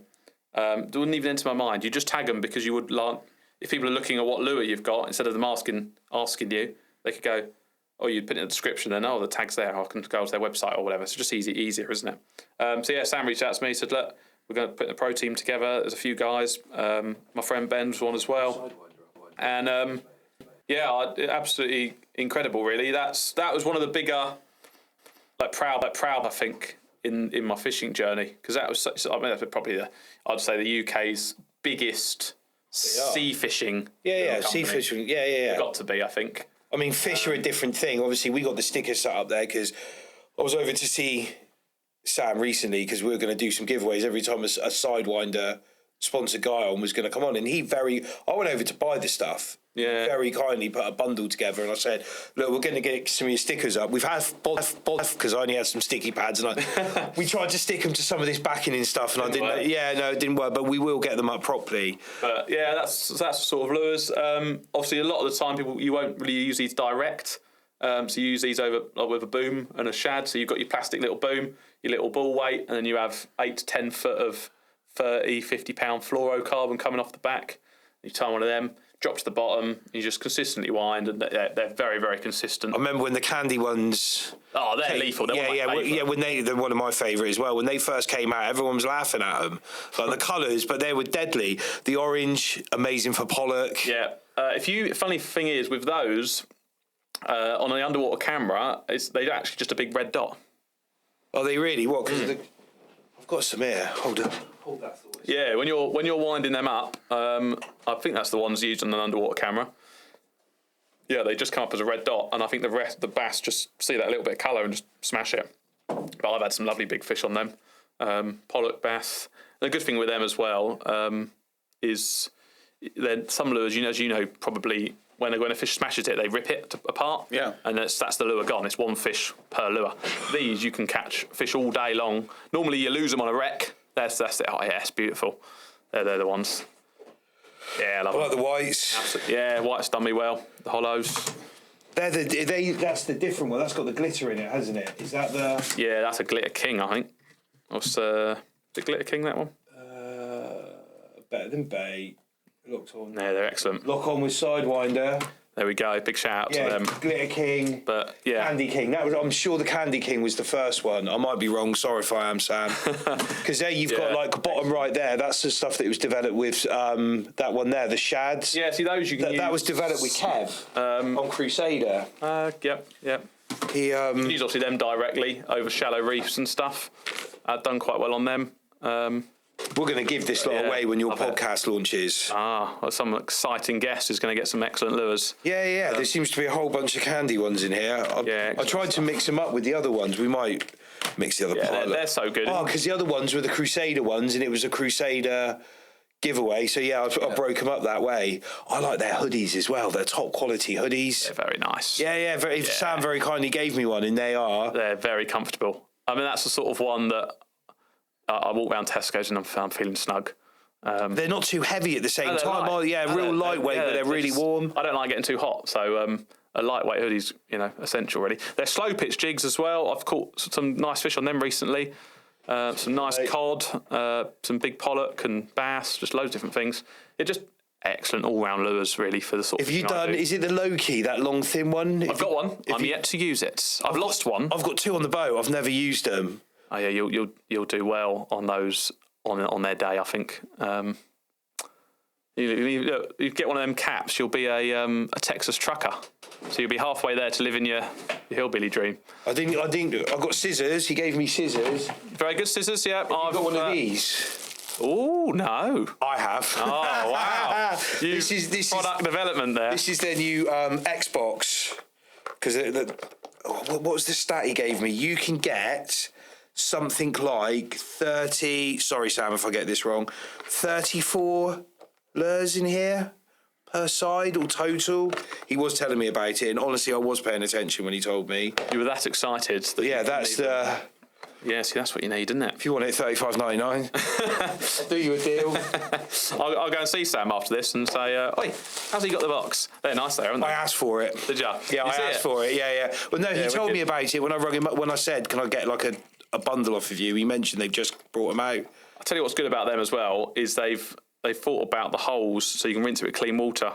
And it drains. So the people that made those boxes originally called Sakura, when they brought them out, it blew the industry apart. Yeah, really. So 20 years ago, unreal. Everyone was like, "Oh my god, just rinse your lures under the sink, hang them up in your dishes." See, there's something I've not really yet, but I've caught sort of stuff on them. They're really good off the rocks. Yeah, I bet they are. I was going to say for direct casting from the shore, probably very good. I've lost loads of them down on the Sillies. Yeah, just getting hooked up in the camp. Because they do a weedless. I was going to say they've also got, if you opened it up, there's actually hooks in them, which are the singles.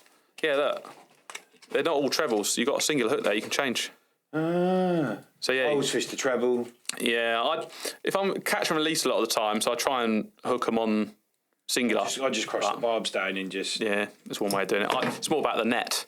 They get caught in the net and cause even on a rubber net. I like the gold side. You know, we were talking about things with China with like that order I've got out there. They had the same problem. They're convinced that they would have sold more if the gold had been round the other way. But they got hooked up the wrong way when they were being manufactured. Oh dear, how funny. But yeah, this is all going to get given away when we launch your podcast. We'll do good stuff. Yeah, nice. Shout out Sam, thank you very much, mate. Yeah, no, wicked. Honestly, I am going to give it away, and I'm not going to go and put it on my boat like you probably thought I was going to, but it is going to get given away. We've got one up for Kev's at the moment, haven't we? For his rod. Yeah, wicked lures. I like these scissors as well. I really like the little pouch it comes in because I had them on my trousers. And they fit really nicely. Yeah, so I fit them inside. I've got a set of Salty Crew, like the bib and brace sort of thing. Yeah. And I keep it. There's a perfect little side pocket just there, and I turn it around the other way, slide it inside. The scissors just sitting there, lovely. Yeah, nice. I've had plenty of scissors without a sheath. They just rust and they get manky and horrible. And they stick in your leg. Yes, the sticking in the leg is the problem. Yeah, I like this. You're going to keep that, aren't you? No. Yes. Maybe. No, it's all going away. It's just all going out as a competition. 100%. So yeah, how did you go about just approach them, buy them? Did they just approached me, yeah. I think because I've been using their stuff consistently for 3 or 4 years and I hadn't gone over to a different brand because I hadn't needed to because they just, for me, they're reliable. They catch me a lot of fish. I've stuck with them. I think probably the loyalty just showed, and I started to get into the photography side of it. I like the photography with the lure coming out the mouth, and these companies, that's what they're looking for. Yeah. That's what they want. They want people to be catching on them, but what's the point as a company perspective? What is the point catching something and not doing a nice photo and putting it back and saying to your mate, "Oh yeah, I caught it on a lure." One mate in the pub, 2 mates in a pub. Oh yeah, I caught it on sidewinder lure. What they want really is a nice, really nice of your fish, the lure in the lure. You showing it in the video form that they're working, and you're pumping it out to whoever. And you've got to remember, if you put up a post on Facebook and you put it on a couple of groups, it's being seen by so many more people than you think. You might have a low amount of likes and low amount of comments, but people have seen it. They'll go and order it. Yeah, the interaction level is loads. When talking about Vince earlier, he was showing me some stuff where he's put these posts up and his interaction was like 191,000 people. Yeah. And it's like... It's insane. Yeah, you just think eight people have seen this. Yeah, if you look at the reach on posts, it's a mind-blowing. Yeah. And you think, how have I only got that many likes on that lovely photo that I've done? With all the right colour editing and all the right... I don't do it for likes, but it's just interesting for thought process and the sort of psychological side of it.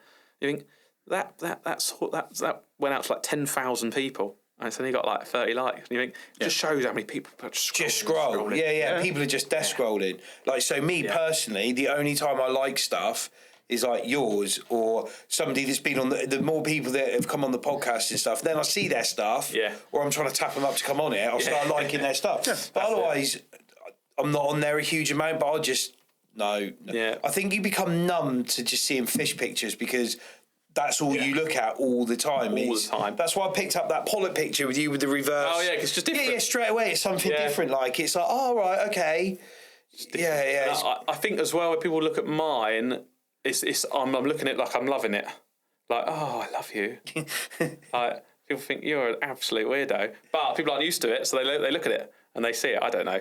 But, the photography things, I've really starting to enjoy that now. I think companies, that's what they're looking for. They're not necessarily looking for when you got... There's people which have got 20,000 subscribers on YouTube, for example, but they swear in their videos, they're not well edited, they're smoking pot or whatever. It's not a professional look. Editing, we had a comment on here the other, didn't we? We had someone about our swearing. Because, so, where you were talking about the reach of things, I reached out to a couple of people recently who are... right up there in on the boat fishing side of things, heavily sponsored. And this person who, like, when I'm talking to him at the moment to get him on, he come back and said he was an avid listener. I was like, no way. Like, his actual comment was like, oh, yeah, I listen to it while I'm driving around the country on competitions. I was like, no way. I just thought, like, it's gone out to 8 people. Well, like Henry Gilby said, like, you know, I've got 8 fans. Like, I was very much 2 of them are my parents. Yeah, I was very much. Well, I know 2 definitely are. No, the parents haven't listened, but I know. I didn't think it would. It's gotten to as many ears as it had. Yeah. And then we had a comment the other day from a guy who was playing it in the car to his kids, and me and him haven't got the cleanest of mouths. Yeah. I've tried this one. I've tried to curb it a little bit more, but it still slips out. It's just how I talk. Yeah, you can't help it. We know what it's too natural, isn't it? From our analytics, we know, don't we, Aaron, that like the average age of the people listening to the show was 35 to 44. Yeah, 35 to 44. Well, this was always going to be done as in you're in the tackle shop talking to somebody. It's just how people speak. It is. I said the other day on the phone, and whether it's right or whether it's wrong, but when you sit down and you watch us, or you got us on your half of it, or the guests coming in, I want those people to experience what it would be like if they bumped into me and Andy down on the side of the pub or down fishing. The conversation needs to be like they're organically just talking to me and Andy, and that's who we are. I mean, I don't want us to be too manufactured or too forced the opposite way. When you listen to us, you watch us, your experience and the public's experience is no different, I think, to if they just bumped into us down the street. Yeah, that's what it needs to be. This is real us talking to guests, basically. 3 fishermen talking about fishing. Yeah. You know, so it's tricky because you want the kids to listen as well. Of course. You know, you want them to come through, but it's a hard balancing act between being completely politically correct, which I'm not. Kids, they hear worse in the playground. They hear so much worse. They're not as stupid as you think. No. They hear and see things so much worse than a few swears. To them, it probably flies right over their head. We definitely took it on board. Like, it wasn't. 100%. We had a full ping of WhatsApps going around going, you know, what should we do with this? Should we go back to the comments? Should we ignore the comments? Should we just say this is how it is, tough? Should we actually engage them properly? And we're like, look, the professional and polite thing to do is this guy's given us some constructive feedback. He was sat with his kids. This is the feedback. I think that something was like, I think the wife might have been in the car and she just looked. He's like, the words came out. And we're like, no. Like, we're going to, this is, if it was a complaint within one of my companies, we would engage them properly and you go through a proper process. And we're like, no, we are going to listen to this. It might not have been the first thing in our heads that we're like, meh, but you have the guy's taking his time to go and give you that feedback. Yeah. So Aaron is much better of a wordsmith than we are, obviously, because we were the ones who got in trouble. Yeah, that's it. Yeah. So Aaron, he's there going, oh, not again. So Aaron went back and sort of like fully reached out to this guy. You know, we take everything on board that you're saying, but we're going to do our best with it. Yeah, I think there is worse heard by kids. But it's got to be organic, and like I say, we're not. It's not forced. It's not. It's just how it naturally. They're gonna slip out, and this ultimately this isn't a children's podcast, but ultimately it's great to have youngsters involved in it. You know, it's definitely. Yeah, I don't. There's a guy who wants his kid to come on. I don't know if I've shown you the stuff. I won't go into who it is, and I'm a little bit sat on the fence with it because. He is a young kid, and you're like, I'm sitting right, isn't it? I don't know because I don't. The world's gone. Yeah. Like he's coming on with his old man and stuff like that, but I don't know. I'm still sat on the fence with it because I don't want to slip out a swear word to an 11-year-old. Yeah. Like, how did he just speak to that kid? You know, it's like tell him to fuck off all the time, but you can't do that to an 11-year-old. You know, and it's like he's caught a nice big fish. Oh, you fucking prick. But no, it is always a tricky one. It's a balancing act with all these sort of things you're trying to fight. Do you find this when you're doing your videos? Are you conscious of the things that you're saying? Yeah. So or do you have a cleaner mouth than we are? I try not to swear. Because one, you've got to when sponsors come on to you, they're entrusting you to promote their brand as well. Yeah.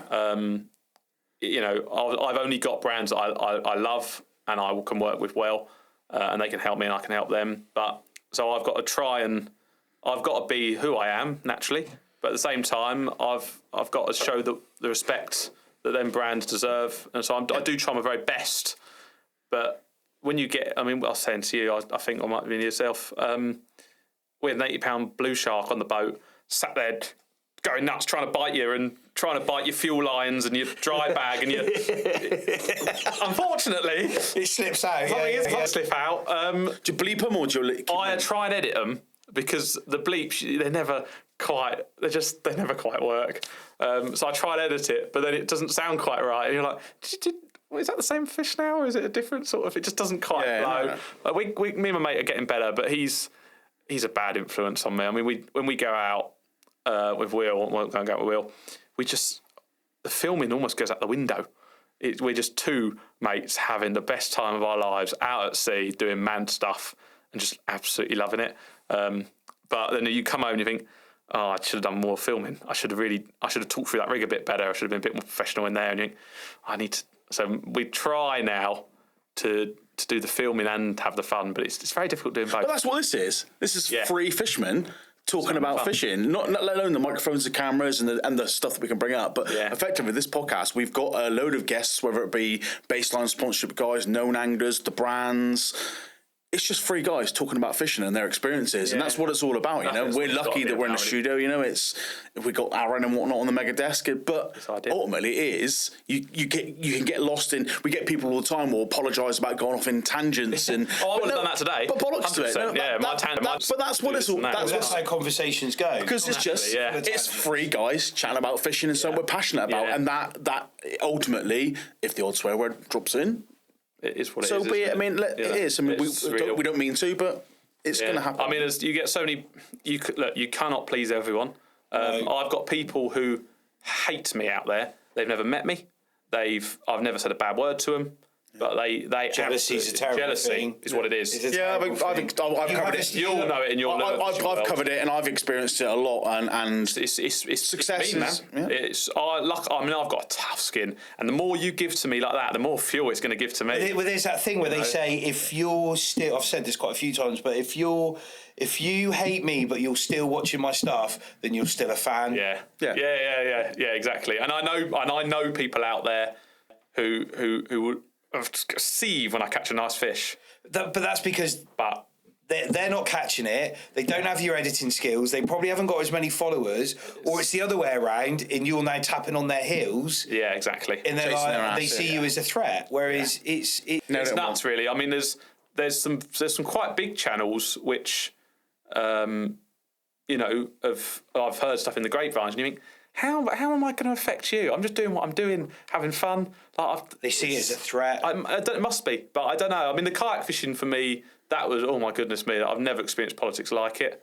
I think maybe because I came in, learnt so much in a short period of time, and then was doing stuff that they hadn't even done very quickly, and they were like... But that's their problem. Exactly. Not yours, no. You know? Also be embraced, shouldn't it? Yeah. I mean, for me, it was like, I've never experienced that in my life, so we may have to bleep this out, but fuck them. No, that's what it's all about, you know? Yeah, exactly. I just was like, all I'm doing is helping people catching fish and doing my thing. Like, I don't. And it's really good to see. Like I said earlier on, touching it, the mixture of telling us a fishing tale and the story behind it, but also having the informational stuff in it. As someone that watches a fair bit of YouTube stuff, and I've seen a few of your things, and I think that's what it's all about. Yeah. You've got to have a little bit of learning in it. There's no point just doing a video where you just catching fish because it's not very interesting. No, people want to know. When you can get into the personalities behind it as well, like you can invest in someone. You guys, you automatically. Yeah. So, but you automatically invest in those people, almost like a friendship. But it's like you're rooting for them. I've had people walking around Sainsbury's and people come up to you like, "You're right, Jay. I watched your video last night." I'm like, I've got no idea who you are, but you're right, mate. Shake their hand, have a little chat. I don't know them, but to me, them to me, they think I'm like, oh my God. We said it about the trade shows. That was always Gilby. Yeah. So Henry Gilby brought this up. So he has this a lot, and what he does is he says, "Thank you. Here's a tip for you." He asks them questions about what they do. Yeah. He asks them about their fishing, and all of a sudden they're like, this I look up to who's asking about my fishing, and what am I interested in? And I thought that's a really good way of doing it. Yeah. Because it takes the awkwardness out of the situation, in like that awkward. Because once they go, "Oh, I watch your videos," you go, "Thanks." Yeah. Where do I go with this? Yeah. I always ask them a question. That's literally. I sort of go, "Oh, so do you fish locally then, or what boat have you got and whatever?" and you get into a nice conversation. I could be chatting for half an hour. My other half's there in the freezer aisle going, for God's sake, it's happened again. You know, she can't believe it sometimes. Every little holiday we go on, someone picks up something.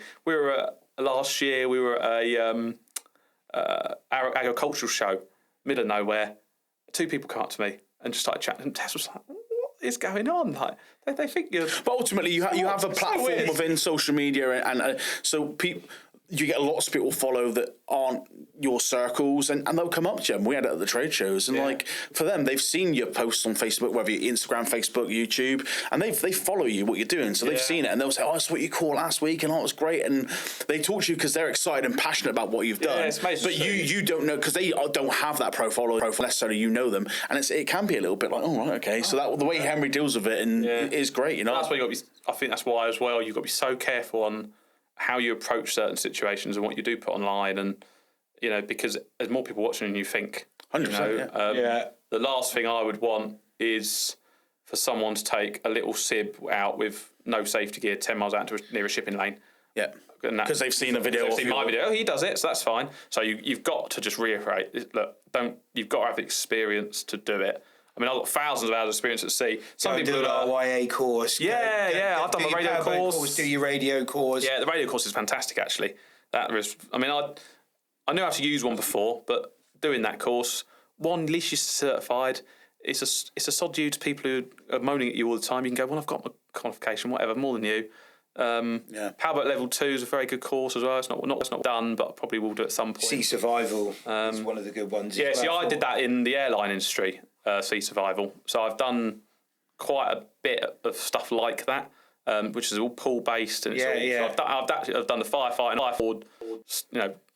aircraft. They actually use the same centre for the boats as well, for the training. I've just redone my firefighting. Yeah, it's the more stuff you can get behind is the best. I mean, at the moment, I'm trying my best. I mean, I've got bits of dyslexia, a bit of ADHD. I'm trying my best to do my day skipper course, but it's a weak course. It's a long... Unless you want to do night school. Yeah, well, I got a 2-year thing. It cost me £350. You do the units in your own time. I find it so easy to learn until you get to the bits you don't use. And 70% of that course is based on yachts. Yeah. And I'm like... Yeah. Plot course. RYA. When am I ever going to do that? You know, there's so much to it. I'm just like, I'm never, ever going to use that. I would love them to turn around and go, we've got a designated course for motorboats, which is more based on the sort of 17, 18-foot boats. It's got everything you need to learn. That would be so good, but obviously it's quite... I think that will come with time, though. They're going to have to, because there's more and more people taking to the sea all the time. I hope so, yeah, because the course is great for certain aspects, like the safety bit of it, the meteorology, the tidal stuff, all that stuff is all really relevant, but I cannot learn the map stuff, it just doesn't. No. It's hard when you've got an electronic chart plotter on with Navionics. Yeah, that's what I mean. I'm never going to use ever a paper chart in my life, you know. Not on your boat. It'll get soaked and it'll disappear, yeah. You know, I haven't got like a big... drain hole, that's it. You've got this and on the RYA course, you put it on your plotter board. I put it on my bait board, you know. Yeah. It's not quite relevant for some of it. No. So it would be good for them to make a bit more of a relevant thing, but... Even if I don't pass that or I don't fit to get the end of it, I've still learnt stuff from that. You know, there's bits that I've picked up and hopefully will stay with you. But yeah, the courses are good to do, I think. When you're filming, what are you filming on? So at the moment, I only use a GoPro, just a GoPro 8. I don't know why they've not brought out a better camera for outside, because... The batteries on GoPros are just prone to issues. DJI Osmo 3. Is it? Are they better? Amazing. Yeah. And you got... Why do you whisper that? Because it's a secret. Yeah. DJI Osmo 3. Okay. And you get circularizing polarizers on the lenses, so you can dial it. Those? About 400 quid. Oh yeah, you sent me a message the other week trying to find a blag for a controller for a drone. Yeah. I was driving up to Essex. I saw it. If we can get them cheaper, if we can cheap, be good. But that's the bollocks, mate. Yeah, you've got the polarizing filters on them for especially working around water. Changes the game. So they a GoPro stand-in. It's basically like a GoPro. Well, no, in my opinion, and a few of us that work on it now, I think GoPro suffered a lot of issues where they were overheating and losing files and all sorts of. I've got the GoPro 9 with the front the front screen on it.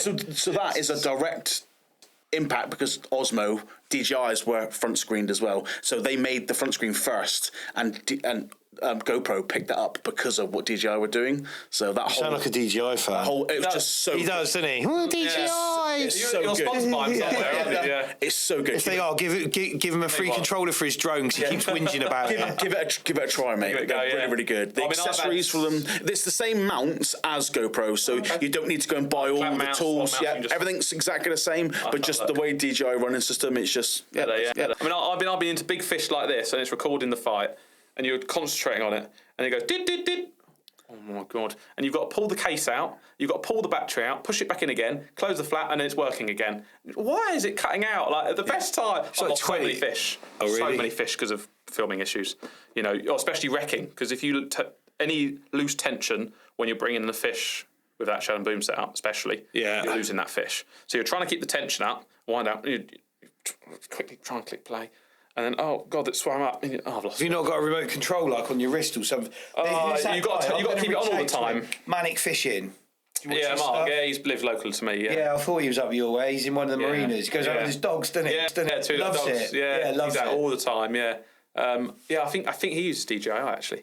I think. Look at the 360 might be actually. That's newer onto the scene, but from what I hear, a lot of guys because they use a shoulder mount system where it's on your shoulder, so it's like a different point of view. Yeah. He's got a remote on his wrist. You see him pressing buttons. Insta360 seems to be Do you know coming him? up. Yeah, a little bit. Yeah, I'm going to reach out to him because I like the stuff he does. He does loads. Yeah, he's on it all the time. Yeah. Again, just someone who's he's on the locks for whatever time in the morning. He gets his shot when he's in the morning. lock. Yeah, goes along. Yeah. Dog's jumping. Jordan goes out to quite rough seas, and that dog will go up right to the back. And I'm like, oh my! If that was my dog, he'd be in the water. He's got a life jacket on. My dog's 100% being in the water. I don't know if you ever watched an episode of, I think it was Wicked Tuna. And one of the Rottweilers was barking, and he went into this massive tuna, and his Rottweiler went straight over, and the skipper was like, jumps over the board and gets his Rottweiler. It almost kills him. And you think, oh, yeah, that'd definitely be my dog. But what have you got? I've got 2 Airedale Terriers. Oh, yeah, we had that, can't we? I've got Patterdales. I was on the phone with you, and he was squeaking his ball, and you're like, shut up. I'm trying to get a word in here. That's one thing, like, because I do a little podcast like just for local people and whatever, and always get nervous about them barking, squeaking, because we haven't got a soundproof room. And luckily, they've been all right, but yeah, it's that's why we came down here away from. Well, I've run out of space. I've converted the garage into a tuna bar production place, and it's like, okay, we're going to need a separate space for the podcast. Yeah, but yeah, you have we were talking. We get the problems. There's a garage just up there, and we get people coming down with motorbikes and stuff like that. We're on. Was it Kev's? It was somebody's, and they were revving their bike, and it was backfire. I don't know if it picked it up because you're pretty good at tweaking some of that stuff out. I don't know if we've got it, but I'll know by the end of today. When it finally uploads after 27 hours. Yeah, 1 billion years of my life. Yeah, billion years of your life. Yeah, that'd be worth doing. Yeah, definitely. But, fishing. We've done. How long have we been at this? Today. Yeah. No. Yeah. What are we on? 2:14. Time just flies. And you guys said you're fishing. Possibly, yeah. Well, we were supposed to be. Really. We were supposed to be heading out, weren't we, today? And it got called because yesterday it was horrible. It was proper snotty. Nice, yeah. And then it looks like it's blown itself out tonight. So, I mean, the boats are temps are dry. We can be at the bottom of the river in another 15. Or we're going to go and hit the rocks. We're going to go and do something. Yeah. We're going to go and scratch that itch for a bit. There's a bait shop just over there, so we can go and pick some. Yeah. I mean, I only bought a little LRF rod just because I thought, well, I've got to do something. I've got 2. I've got 3 rods on the boats. I'll go fishing. I'll go fishing everywhere. You've got to do something. Yeah. I think we're going to stick the boat out the nose of the river, and if it looks nice, we might take a run on the scaries and have a little drift. I'm very jealous. I'm on daddy duties. So this is why I've got kids. Yeah. Well, I'm that. Unfortunately, is chasing me. You're sat here, all 3 of us have got kids, like, damn man. Yeah, I'm like, so this is a great idea not to have them. I think I've probably got 4 years left, and I think I'll have to, unfortunately, keep her happy. Hit 30 keep her happy. Hopefully she doesn't listen to this. No, that's it. Well, she'll listen to about the first 20 minutes, and then she'll switch off when I compliment her, and then she'll be like, I'm happy now. Off. Well, when we clip that we'll do that as a YouTube short. We'll make you a YouTube short of you complimenting. And then I'll get some more points, and I'll be able to fish a little bit more. In reverse, Yeah. Smooth. Yeah, that's it. So what does this season hold for you then? What's your target for fishing, and what's your target for your channel? Right, for the target for fishing for this year, I want to get Paul Beagle, a fresher, and possibly something else on that small little boat. Yeah. I've got trips booked for that Paul Beagle back of Isle of Wight in June, but they're late showing up. So I'm going to budge up to July. As in a charter trip or trips? No, you taking your boat over? I'll take my boat over, and I'll take it over on the ferry, because the Paul Beagle grounds off the back of Isle of Wight, they're not far out. By getting the ferry over, trailering your boat over there in your car, you can work more weather. You can be out there for longer without the worry if the wind picks up. You haven't got far to go. If you launch from Portsmouth or Lymington or wherever, you could have a 10-mile, 11-mile steam, and the solar gets horrible. Yeah, it's awful. It all just channels through. It gets massive short chop. It's not nice. So for safety, I'll take the boat over there at Isle of Wight, but we want to get 3 or 4 days really, so we can really try and get some nice fish. But yeah, Paul Beagles, freshers, so possibly some other big game stuff. We'll see. Maybe some more scapes and blue sharks. That's sort of the targets this year, I think. More the bigger end of the fish. I want to just more. I love my big game stuff. I've got a bit of obsession with that. You know, when you just get to a massive fish, and you're like, yeah, that's good fun.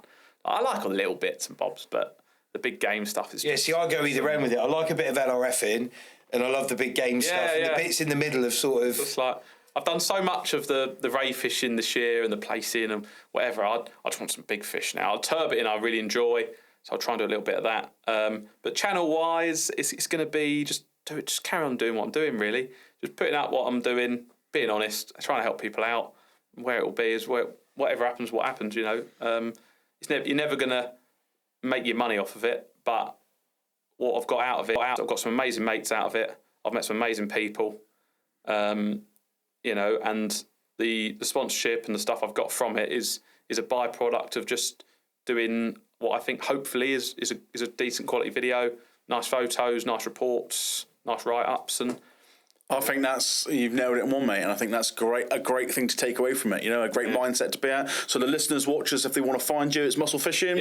Muscle Fishing, Instagram, Facebook, YouTube, and then do you TikTok? No, not doing little funny dances on TikTok. Not for me. No, TikTok I think is one of the worst inventions for people. I think it destroys people's minds and absolutely. I think all social media does. Unfortunately, there's short videos I mean, you can spend hours and hours on them, can't you? Death scrolling. It's just because they've now got a limitless. There's no bottom of the feed that says you're all caught up. Going.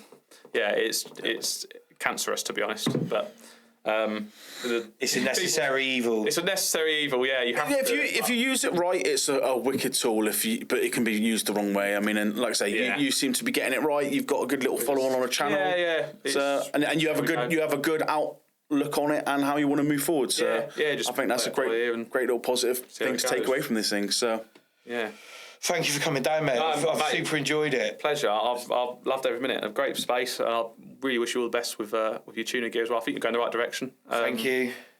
It's great to see some new stuff and some new energy, and you know ploughed a bit of money into it. It's good. I really think it's a different take on things. Yeah. It's nice if it's done properly. Thank you. Appreciate it, mate. Right. Thank you very much. Let's go fishing. Sounds good. Right, we're out. Thank you for listening. I hope you enjoyed this one. You told me to say some stuff, Aaron. What did I have to say? Go to the website, tunergear.co.uk. There's some other stuff I had to say. Come on, hit me with it. Like and subscribe. That is the one. We need you to go across to YouTube. That would really, really help. Everyone on Facebook's liked it. I mean, we're murdering up on that side. Yeah, I mean... YouTube, website. I'm going fishing. Hope you enjoy this one. See you soon. Bye. See you again. Cheers. Cheers.